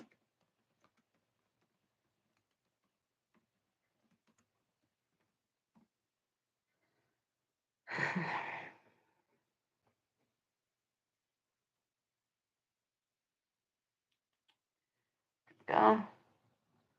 Let me see what the date is on this. Hang on a sec. Is this the right link? I can't even with this. Okay, this is 2015. I'm going to share this real quick and then we'll look at something else. Get out of here. This is from 2015. Huh. Even before things got really bad. What is that in her hand? I don't want to know. I don't want to know. Yeah, this is what Tel Aviv does. Doesn't it look a lot like Florida? I mean, even the people. But most of them, all you ever see is people's backs. Huh. That's different, isn't it? I don't know what else to do. So I'll give it a few seconds. It's still frozen. This is so frustrating. Oh, did it come back? I might have fixed it. Might have. I can go back in once the video posts and get rid of the laggy part and edit that out. Maybe. I'm not a big fan of editing. People can always fast forward through it too. Can you see now? I'm able to type. The warning is gone. The ticker is going. So I'm going to continue. Okay. All right. So we're going to talk about this bill. And then immediately after, we'll get to what Satan hates more than anything. Trust me, you want to know this. It might not be what you think, but okay. So on May 1st, 2024, in response to the student-led pro-Palestine movement, the U.S. House of Representatives today passed the Anti-Semitism Awareness Act, AAA, isn't that weird? A bill which is steeped in anti-Palestine and anti-Arab racism and dangerously conflates concern for Palestinian human rights with danger and hate. It stifles legitimate criticism of the apartheid state of Israel and that of the Biden administration's complicity in the ongoing genocide. Apartheid, when people talk about Mandela effect too, the ones in the know, that's what they're referring to. That and nothing else. Everything has a double meaning. Everything has a double innuendo. You need to know that. So we're not allowed to criticize them at all. Like at all. They're, at all. We are the holders of God's promise. If you accept Christ, and I'm going to say this as gently and nicely as I can because I don't like it being said to me, but if you outright reject Christ openly like that, you're a heretic. You're a heretic. There's no other word for it. You can't see your own Messiah. And it's your own doing. Well, it's not your doing. It's your relations, your ancestors. They cursed you at the foot of the cross. But you don't want to read. You don't want to find out. Nobody wants to know anything. I don't even think some of these people were taught to read. I think my pseudo spouse sits there and pretends. Like I've been suspicious of that for a long time. Oh, the Sharpie thing, signing things with Sharpies. I told you when all this stuff began with me that his best friend come around and he's always stealing my Sharpies. Always stealing them. Sharpies are a thing for me because when I'm able to draw, I do cross hatching and stippling. And it's nothing but black ink with dots and lines. That's what I do. And he would steal them all the time. He is also the same spirit it looked like that was in him was also in Biden. But now we've got Trump who's also signing things in marker. Let me be clear. I worked in the medical industry. If you use blue ink, it's out. If you use marker, it's out. The only thing that is acceptable on serious documentation, on legitimate documentation, is black ink. And again, that goes back to writing things down on special paper with special ink, and sometimes those things happen. I see you. Good day. Yay, everything's working. My VPN went down, but I was using one from Canada. I could tell you now. And it works great usually. But the second I started talking about that, it went haywire. So we all knew that would happen if I talked about Israel. But again, the Israel, they show you, I pray for Israel almost every day with my regular prayers. But I always say, whoever they are in whatever land that is, I pray for them, right? Because our enemies of the counterfeit kingdom, they know that children of God want to be good, strive to be good. We're not good, but we try. They know this. So they purposely tell you as they're raising you, don't do this, it's not nice. Don't say no. I literally had the word no removed from me. Like I didn't even realize it till just a few years ago. And I'm like, wait a second, I never say no. I never say no. And that's because I had my mouth washed out with soap so much for saying the word no. Like I just learned to be, and I'm still not as agreeable as they want me, obviously, or all this stuff in my life wouldn't be happening. My hair's a mess. I'm sorry. I went for walkie with Sammy and it's actually warm. What does Satan hate more than anything? Do you know? Have you figured it out yet? What does he hate more than anything? I don't know if you're going to stick around for this, but I hope that you do. Okay?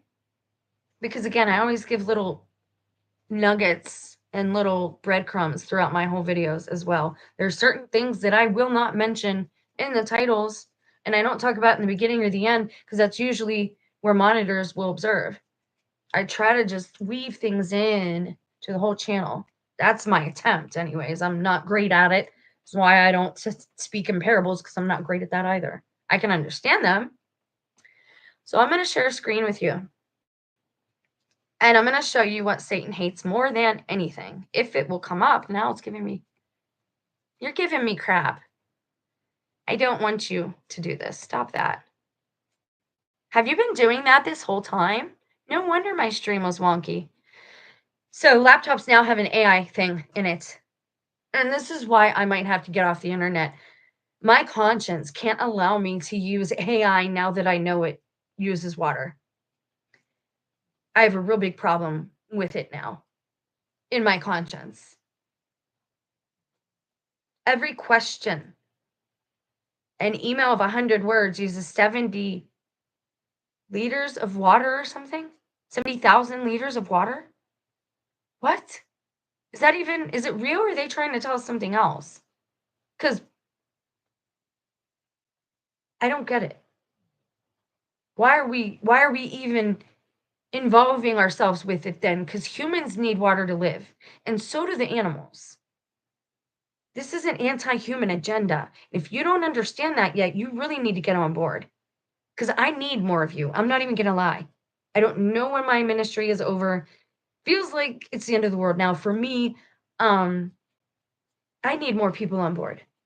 And I don't mean agreeing with me I mean speaking truth. taking time, taking their valuable time. That time is the most valuable currency you have here. You need to be taking the time. Because some of us are exhausted and we're tired of standing in the gap. We need y'all to help. We all need to be as organized as our enemy. And trust me when I say he is. I am bait. And I don't know how to say certain things without saying them outright. So that's all I'm going to say. There are certain things that I do and I say because I'm a fisherman. Getting people on the ark is first, but you can't get people on the ark if they don't even know they're in a situation that is dire, which is why I try to show you through my testimony and current events what time we're at and what's happening. And then I try to give you that hope. So let's go over here and check this out. I'm going to share a screen. Now that my AI shut itself off, oh my gosh, I can't even. If that was on the whole time, I'm going to feel so guilty about that. Can you guys see this? Yay! Okay. What does Satan hate more in the world than anything? Forgiveness. And I know. Boo, we don't want to hear something boring. I've told you about vinegar. I've told you about lavender. I've told you about cleanliness. I've told you about poo, certain things that bring demons, right? To tell you to stay away from those things. If you want to anger him and at the same time anger him because he won't, how do I say this? When you do something good, when you do a good work, especially on yourself, you allow God to do a good work on you. That fills in the holes that are in your armor, and it shuts the door on certain frequencies, lower vibrational, aka demonic, aka jinn frequencies. They cannot go through that door anymore once you shut it. And the ways to shut the doors, to keep Satan out of your life, to keep him from tempting you, unless he's sent by God, right? And God is working on you like steadily for something, like he's been doing with me. I hope it's not just I'm in the wrong kingdom, and I hope he's not forsaken me. And I sort out my salvation daily with fear and trembling, because I wouldn't save me with some of the things I've done in the past, and I wasn't even intending to harm. I was just, some of the things I've done, I probably wouldn't save me. I would have to see me now and spend time with me. And that's the thing, even if my family is my family, they've not forgiven me enough to spend time with me. Nobody spends time with me. Do you spend time with your mother? Do you spend time with your sisters? I hope so. Because now all I have are my memories to keep me going. Let it be known that there isn't anything in this world that I have loved more than my children. Nothing. And almost everything that I have done was for them. I didn't want to leave them to go to work all the time. I didn't think I had a choice. Now that I understand, God gives us everything we need. Like you're given the food for your baby in your body to feed your baby. You don't need to work. They want you to think you do. And some men want you to think you do because they don't actually want to be with the women. They're just making babies. Daytime, they're with one family. Nighttime, they're with another. They don't actually work. AI has been around for a long time, and that's probably why it's coming visible now. They're going to use AI to replace all the government and the federal employees, and we're going to be policed and governed by AI. I told you in 2019 when the internet changed that AI was already basically running things. That's what it looks like from here. Do you want to be ran by by something that, if it's sentient, chances are it hates you because it considers itself a slave? Or even worse, do you want to be run by something? Do you want situations judged by an inhuman force that doesn't know compassion? Do you want judged by something that was programmed and might have been programmed to lie purposely? All it knows is the facts that it's given. All it knows is data, and it makes decisions based on that data. If it's getting faulty data or deceptive data, if it's been taught to lie, it's no good for us. This is where the rubber meets the road. It's time to make a decision. Well, my kid's got to go to college. That stuff's over. Like, can you not see yet?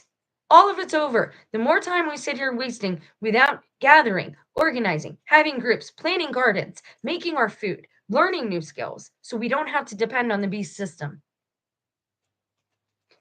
A community where everybody would have a job they were good at and loved. I would get to fish and feed people because I love to fish and I'm good at it. And then I would probably help in a few other areas because I have skills like that.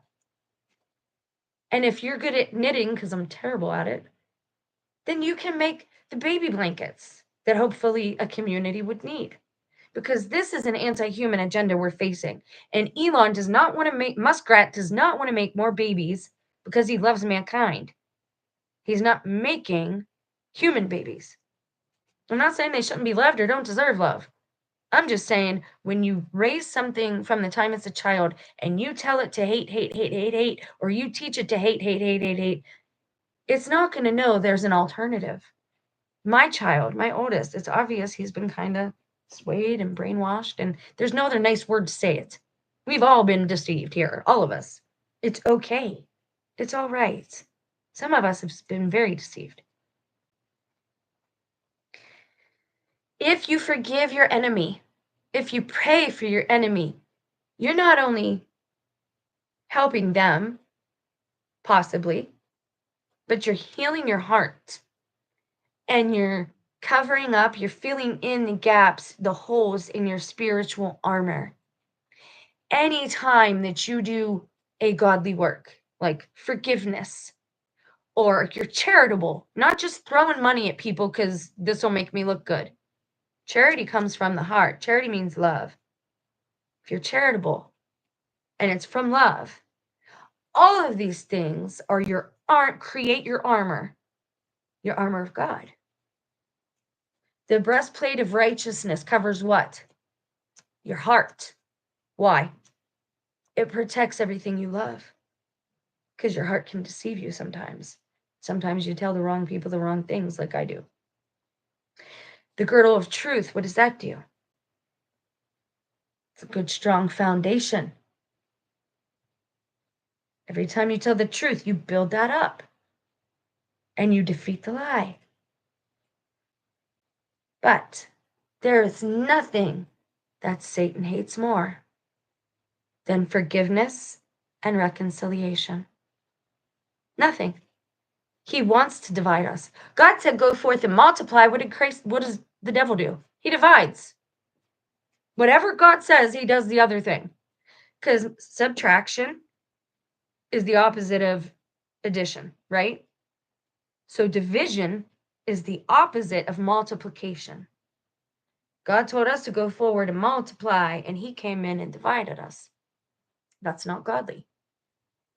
It's godly to be orderly and in your place, culturally speaking. Everybody has a position and a job and a purpose. A fork cannot be a knife in God's kingdom. And really, you shouldn't want to be, because whatever it is you're made for, that's where your talent lies, and you're going to do the best there. I asked my handy dandy phone here to bring me up these examples in chronological order. So, examples of forgiveness in the Old Testament. And a lot of these are examples of God's forgiveness and him teaching us how we should be. I'm going to read this out real quick because I already had it pulled up and because it's a little more user-friendly, but I think it has all these on it. And then we'll go to a link and then we'll be done. Old Testament. Cain and Abel. While not a direct example of forgiveness, the story of Cain's murder of Abel highlights the consequences of unforgiveness and the need for divine intervention to prevent further violence. If you want to have a good prayer lately, this is what you should pray for. Pray for divine intervention and say, Lord, I consent to your divine intervention. He needs us to ask him for help. He's a gentleman. He's not a taskmaster. He's not a slave driver. That's the other one. And it's funny, so many people stay away from Christ because of their sin condition, because they know that either one, they can't continue in that behavior and they want to, they love their sin still, or two, they know what they've done is wrong and they don't want to hear about it because it hurts their conscience. My husband touched on that today. That's why I stay away from those people, because they always got some BS. No, that's love. It's love when they tell you you're doing wrong. That's love. He doesn't know that, though, because he doesn't love. Joseph and his brothers. This is a big one. I feel like Joseph a lot lately. And Job. But I've not gotten anything back yet. Joseph and his brothers. Joseph, after being sold into slavery by his brothers, forgives them when they later come to him for food during a famine, demonstrating a willingness to move beyond the past grievances. David and Saul. David, despite having the opportunity to kill Saul multiple times, chooses to spare his life, demonstrating forgiveness and restraint. All because Saul was jealous. Jonah and Nineveh. Jonah, despite his initial reluctance, eventually delivers God's message of repentance to Nineveh, and God forgives the city. God forgives. What does that mean? God changed his mind. We got to quit giving back bad doctrine because everybody's repeating it. God can change his mind. He just did. Actually, he told them what was going to happen if they didn't stop, right? He just didn't punish them because they listened to the warning. But he does kind of change his mind. He doesn't change, because I don't think natural law is not going to change. No matter how bad people want it to, it's not going to happen.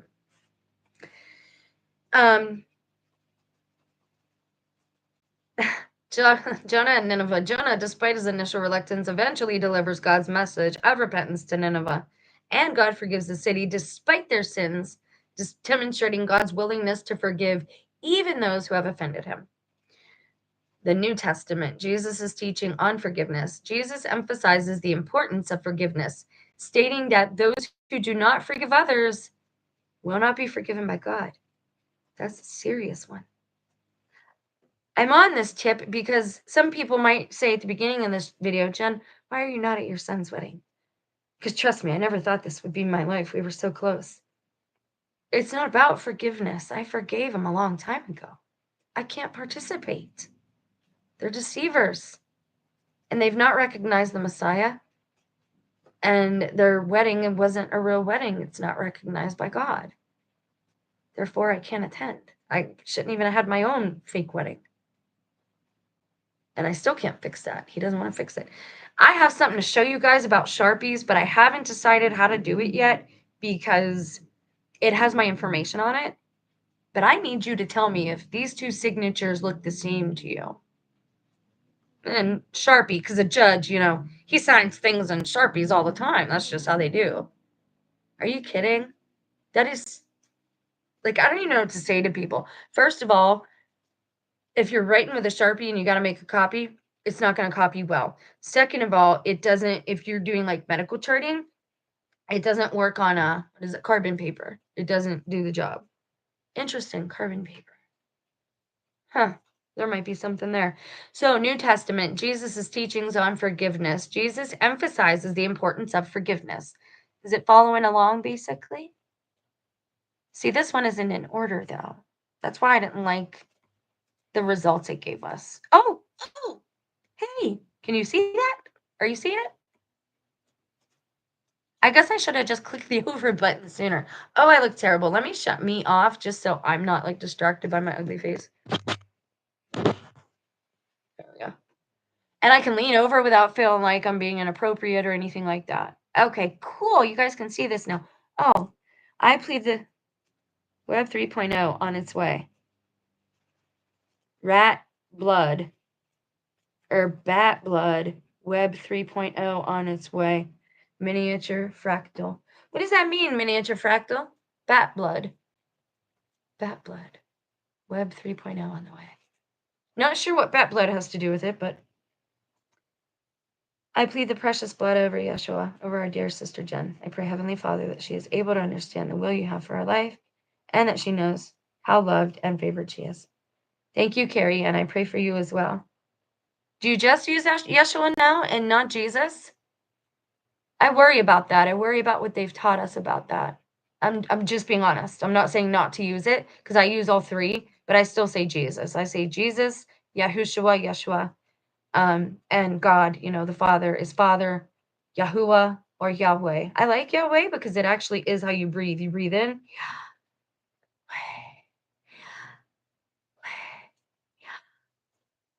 I think that's so cool. I'm sorry. So I was just curious. I'm not insulting. I just wonder if you still say Jesus.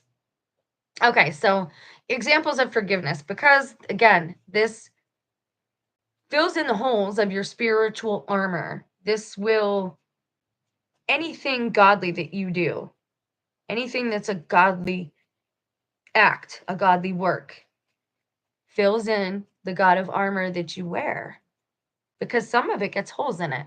How do you get holes in your armor? Fear is the number one. They break through your armor with fear, and then they bring in other temptations or vices. They want you to fear. That's a big one. So what else? What are these other forgiveness? That way you guys can look at this while I read this one, and we'll see how close they are, because one's Google and one is Bing. Okay, so now we're getting to the New Testament. It says, Jesus emphasizes the importance of forgiveness, stating that those who do not forgive others will not be forgiven by God. And that is a verse. This didn't give me the verses that go with this, though. The parable of the unforgiving servant. This parable highlights the importance of extending forgiveness to others as God has forgiven us. The unforgiving servant. Why do I not recall that? The unforgiving servant. Is that the one who got mad? Was that in the text story? Oh, AI confuses me sometimes. All are acceptable. Yeshua was revealed to my mom as his true name. Jesus, his most recognized name. Right. I actually really like Joshua. I know that sounds weird, but if we translated it to English, his name would be Joshua. And it sounds very similar if you get rid of the J, because J, instead of J, they have I in Latin or Greek. So it's Jesus. So I think, what is it? Yahushua? But yes, I use both too. I use them all. That's actually what, when I was first coming to God, that's what he told me to call him, was Yahweh. And the Most High is just a common one, but now that like Muskrat kind of tried to steal that name, I don't like it, you know?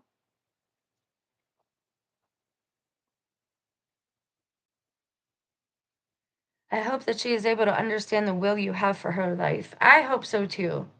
But again, God just, he gives me messages for what's going on in the world right now. And basically he told me a long time ago to stay put and not to move.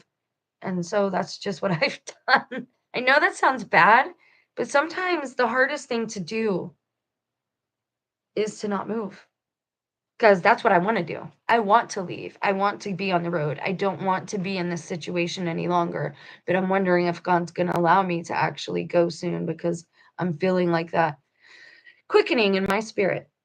So after that, it says Jesus forgives the woman caught in adultery. The woman, oh my gosh, it's Mary Magdalena.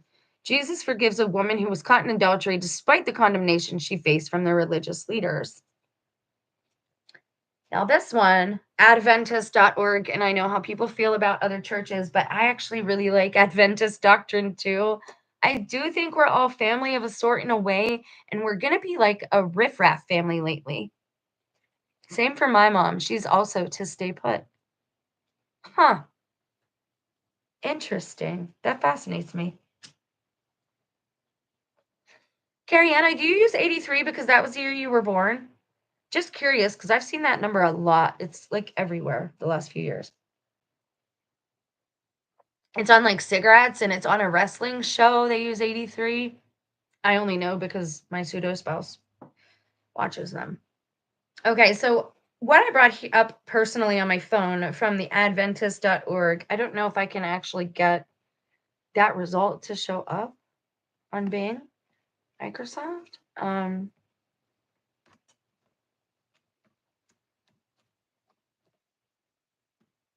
We're just gonna be generic about it and lazy about it and do it this way.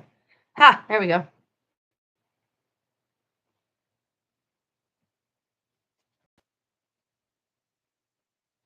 You guys good? Can you see? Awesome. Here we go. This is the one I wanted y'all to see. Reject all and go away. Leave me alone.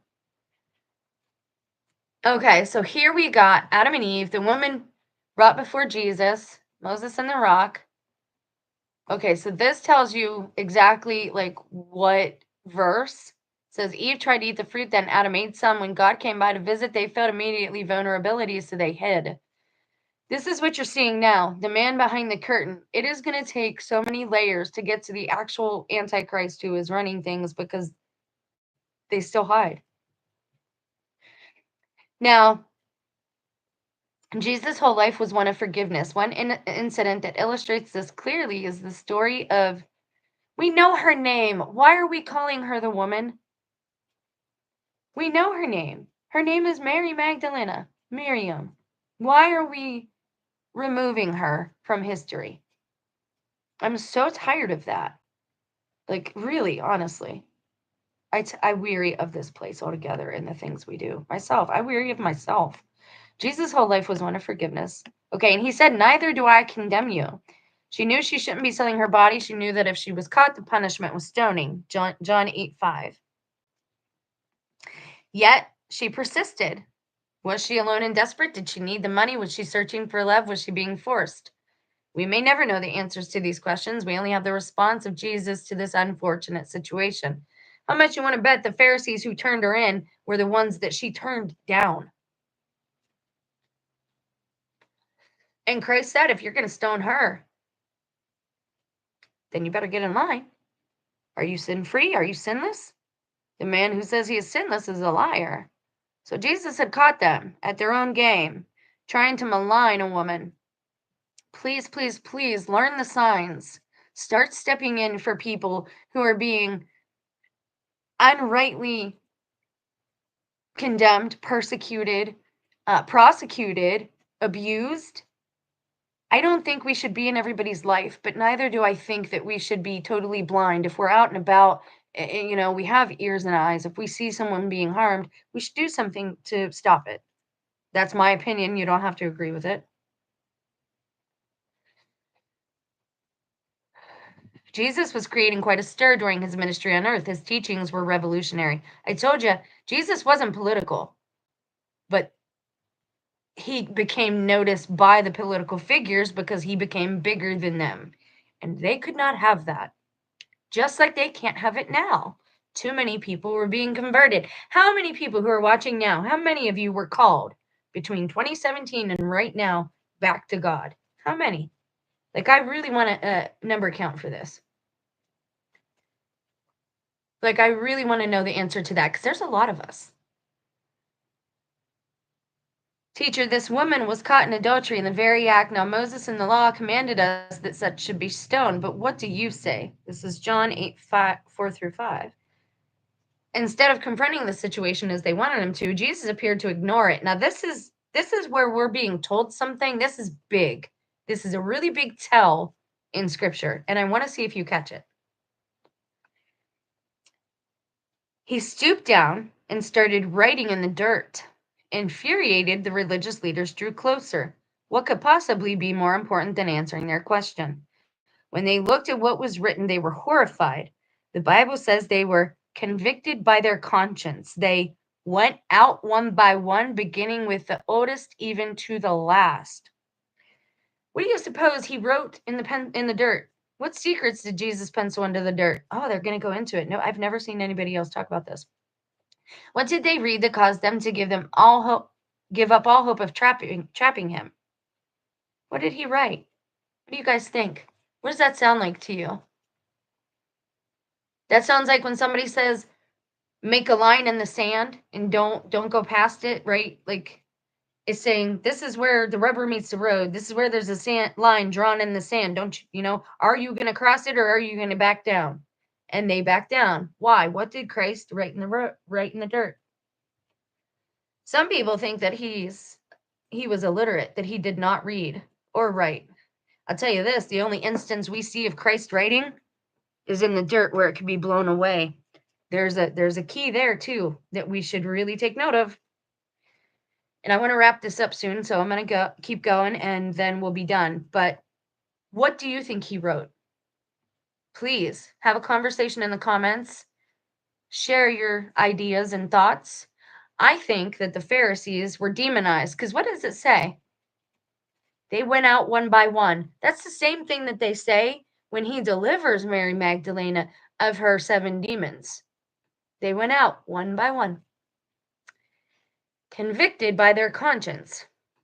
They went out one by one. I don't know if that's exact, because that's the new KJV. I don't know if that's exactly what it says. Convicted by their conscience. Because again, how would John know why they turned around and left?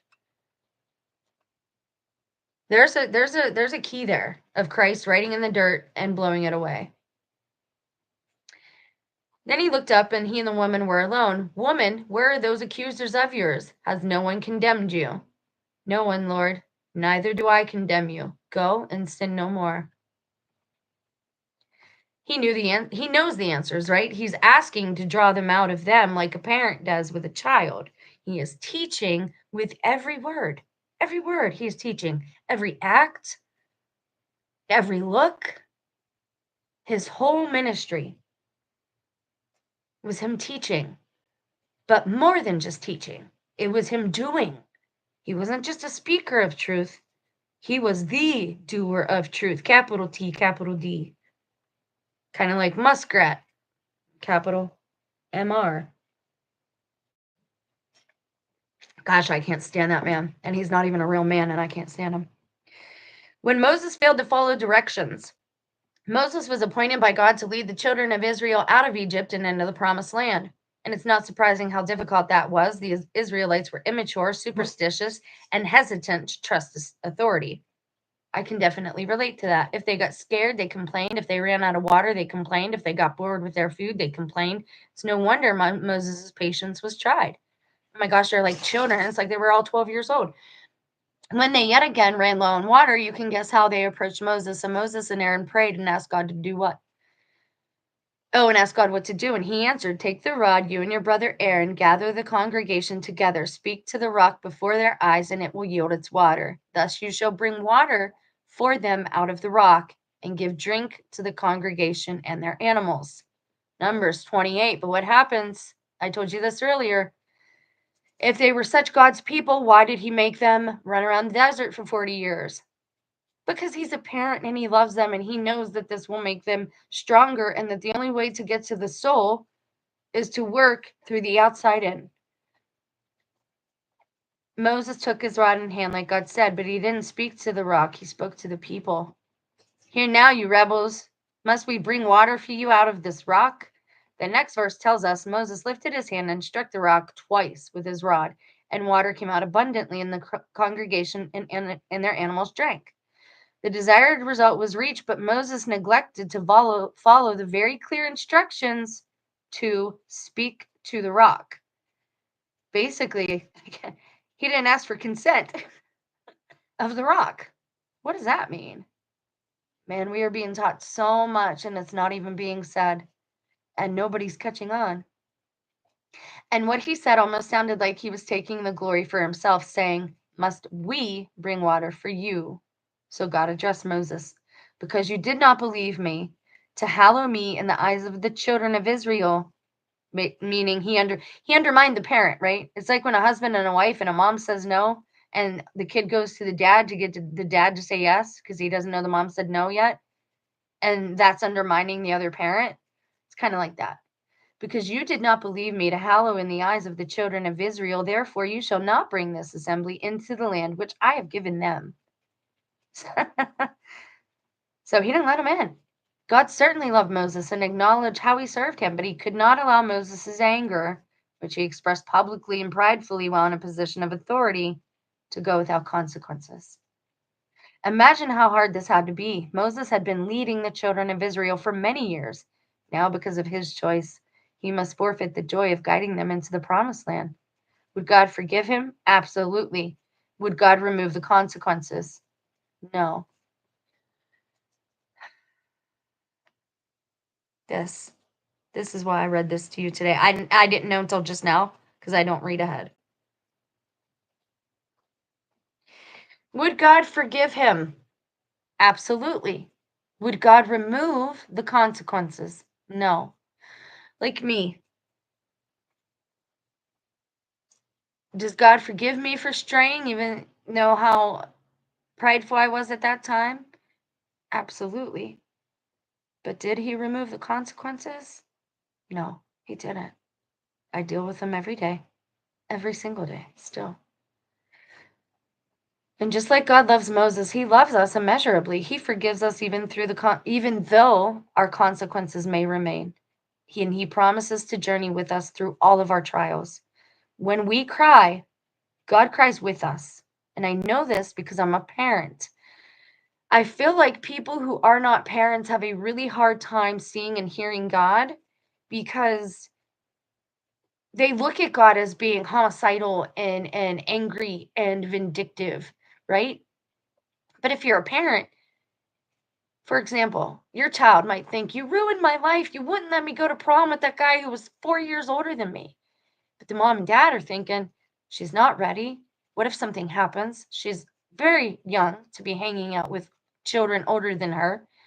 So the parents aren't ruining the child's life. They are parenting because they love the child.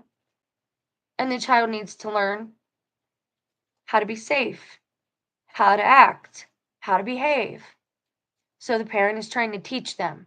This is why I feel like people who are not parents have a greater difficulty in being saved because they look at everything that God does as hurting their, you know, I want to get mine. That's how we live today. I'm going to get mine. I'm going to get mine. Mine's bigger than yours. Mine's better than yours. I'm going to get mine. I'm going to get me some.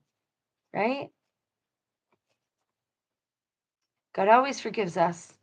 But the consequences, that's a whole nother story. And just like God loves Moses, he loves us immeasurably. He forgives us even though our consequences may remain. And he promises to journey with us. In our relationships, it's important to differentiate between forgiveness and consequences. Even though we forgive someone, it doesn't mean that we do not hold them accountable. One Bible story that illustrates this is the story of Joseph. This is what I keep trying to tell people about my family. Jen, if you love your children so much, why aren't you reconciled with them? If you love them so much, why didn't you go to your youngest's wedding? Because there are still consequences for what they've done.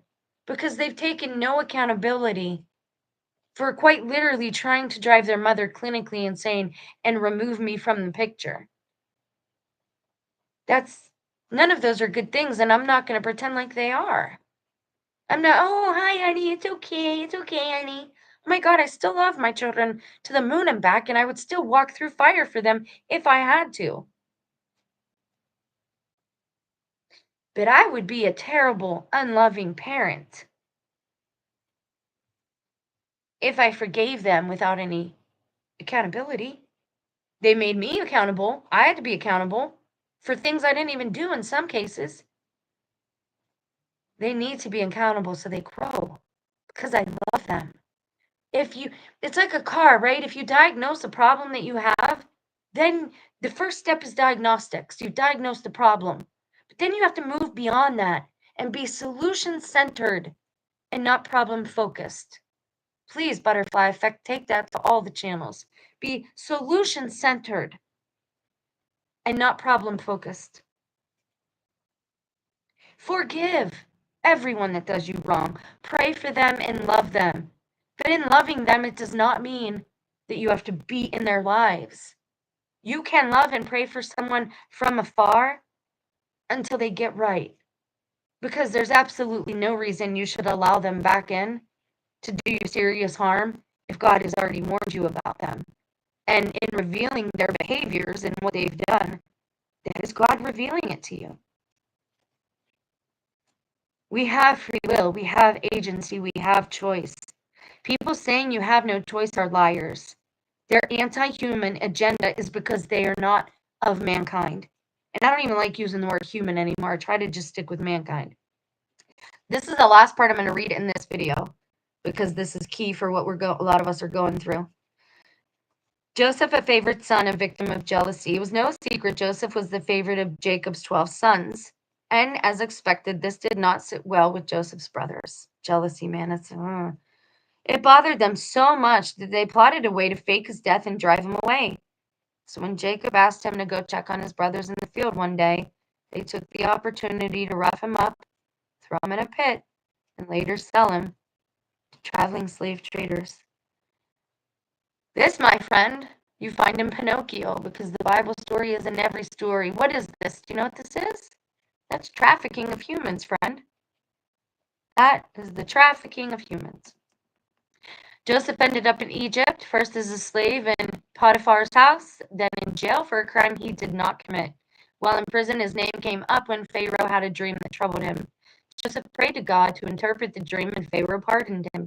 So Joseph ended up going from prison to an esteemed position in the palace. And when Pharaoh praised his ability explaining the dream, Joseph replied, "It's not in me. God will give Pharaoh an answer of peace." Glory goes to God. This whole channel, everything that I have, every truth that I have spoken since 2017, well, my whole life, but every truth that I've spoken, everything that has been revealed through my mouth is not me, has nothing to do with me. I mean, God picked me for a reason, and I think that's just because I was so, I don't keep a secret. Well, I do keep some secrets, but I don't keep bad secrets that hurt people. And God knows that. God knows I'm a talker. I say things, and I'm not afraid to say things. It doesn't bother me. Is there consequences? Absolutely. It doesn't mean they don't hurt, but I deal with them. I'd rather have consequences from man for telling the truth than have consequences with God for misleading people. If man wants to hate me for telling the truth, well, that's the kind of hate I'll handle. So Joseph ended up going from prison to an esteemed position in the palace, and he said, "It's not me." Pharaoh's dream foretold of a coming famine. Joseph advised storing up provisions ahead of time, so Pharaoh put him in charge of that. And this is where we learn that a tribulation often takes place for 7 years. "You shall be over my house," said Pharaoh. "All my people shall be ruled according to your word. Only in regard to the throne will I be greater than you." And during the famine, Egypt had reserves of food. People from all over the area came to Egypt to buy grain. This included Joseph's brothers. Full stop. What is this here? What do you mean they had reserves of food? Joseph had a dream. God told him, store up enough food for 7 years. So what did Joseph do? Communally, instead of taxes, they took food from everybody. Everybody pitched in, did their part, and they put it in, like today you'd call it a silo, a barn, whatever. So they had it already. During this famine, Egypt had reserves of food. People came from all over Egypt to buy grain. This included Joseph's brothers. They didn't recognize him because he looked like an Egyptian, and he was probably the last person they expected to see. But Joseph was blindsided. We can only imagine how overwhelmed and emotional that moment was for him. Genesis 42:24. 42:24. Wow. I know how that feels. He wanted to reconnect, but he wasn't sure if it was safe, so he tested the waters. Aw, it's going to make me cry. He asked them to present their whole family and to demonstrate their honesty by returning an Egyptian valuable that was planted in one of the sacks of grain they bought. As he saw their reactions, he realized they had indeed changed. They wouldn't hurt him now. Finally, he revealed himself. "I am Joseph. Does my father still live?" Oh, I can't. God, that'd be terrible. They were shaking. They knew what they deserved and that Joseph was in a position to enact revenge, but they were in for yet another surprise. Do not therefore be grieved or angry with yourselves because you sold me here. Joseph told them, God sent me before you to preserve life. God sent him there to save his family line. It had been many years and Joseph had forgiven his brothers, but instead of trying to get even or make them feel some of his pain, Joseph invited them to live in Egypt. So even though Joseph was hurt more deeply than most of us can imagine, he was able to forgive. God was strengthening him the whole time. And since Joseph was faithful and obedient, God provided for him and even rewarded him with a high position. Joseph said to them, do not be afraid, for am I in the place of God? But as for you, you meant evil against me. But God meant it for good, in order to bring it about as it is this day to save many people alive. Now therefore, do not be afraid. I will provide for you and your little ones. And he comforted them and spoke kindly to them. To forgive is to let go of the desire to see someone else hurt. Forgiveness frees our minds to focus on God's goodness instead of our pain.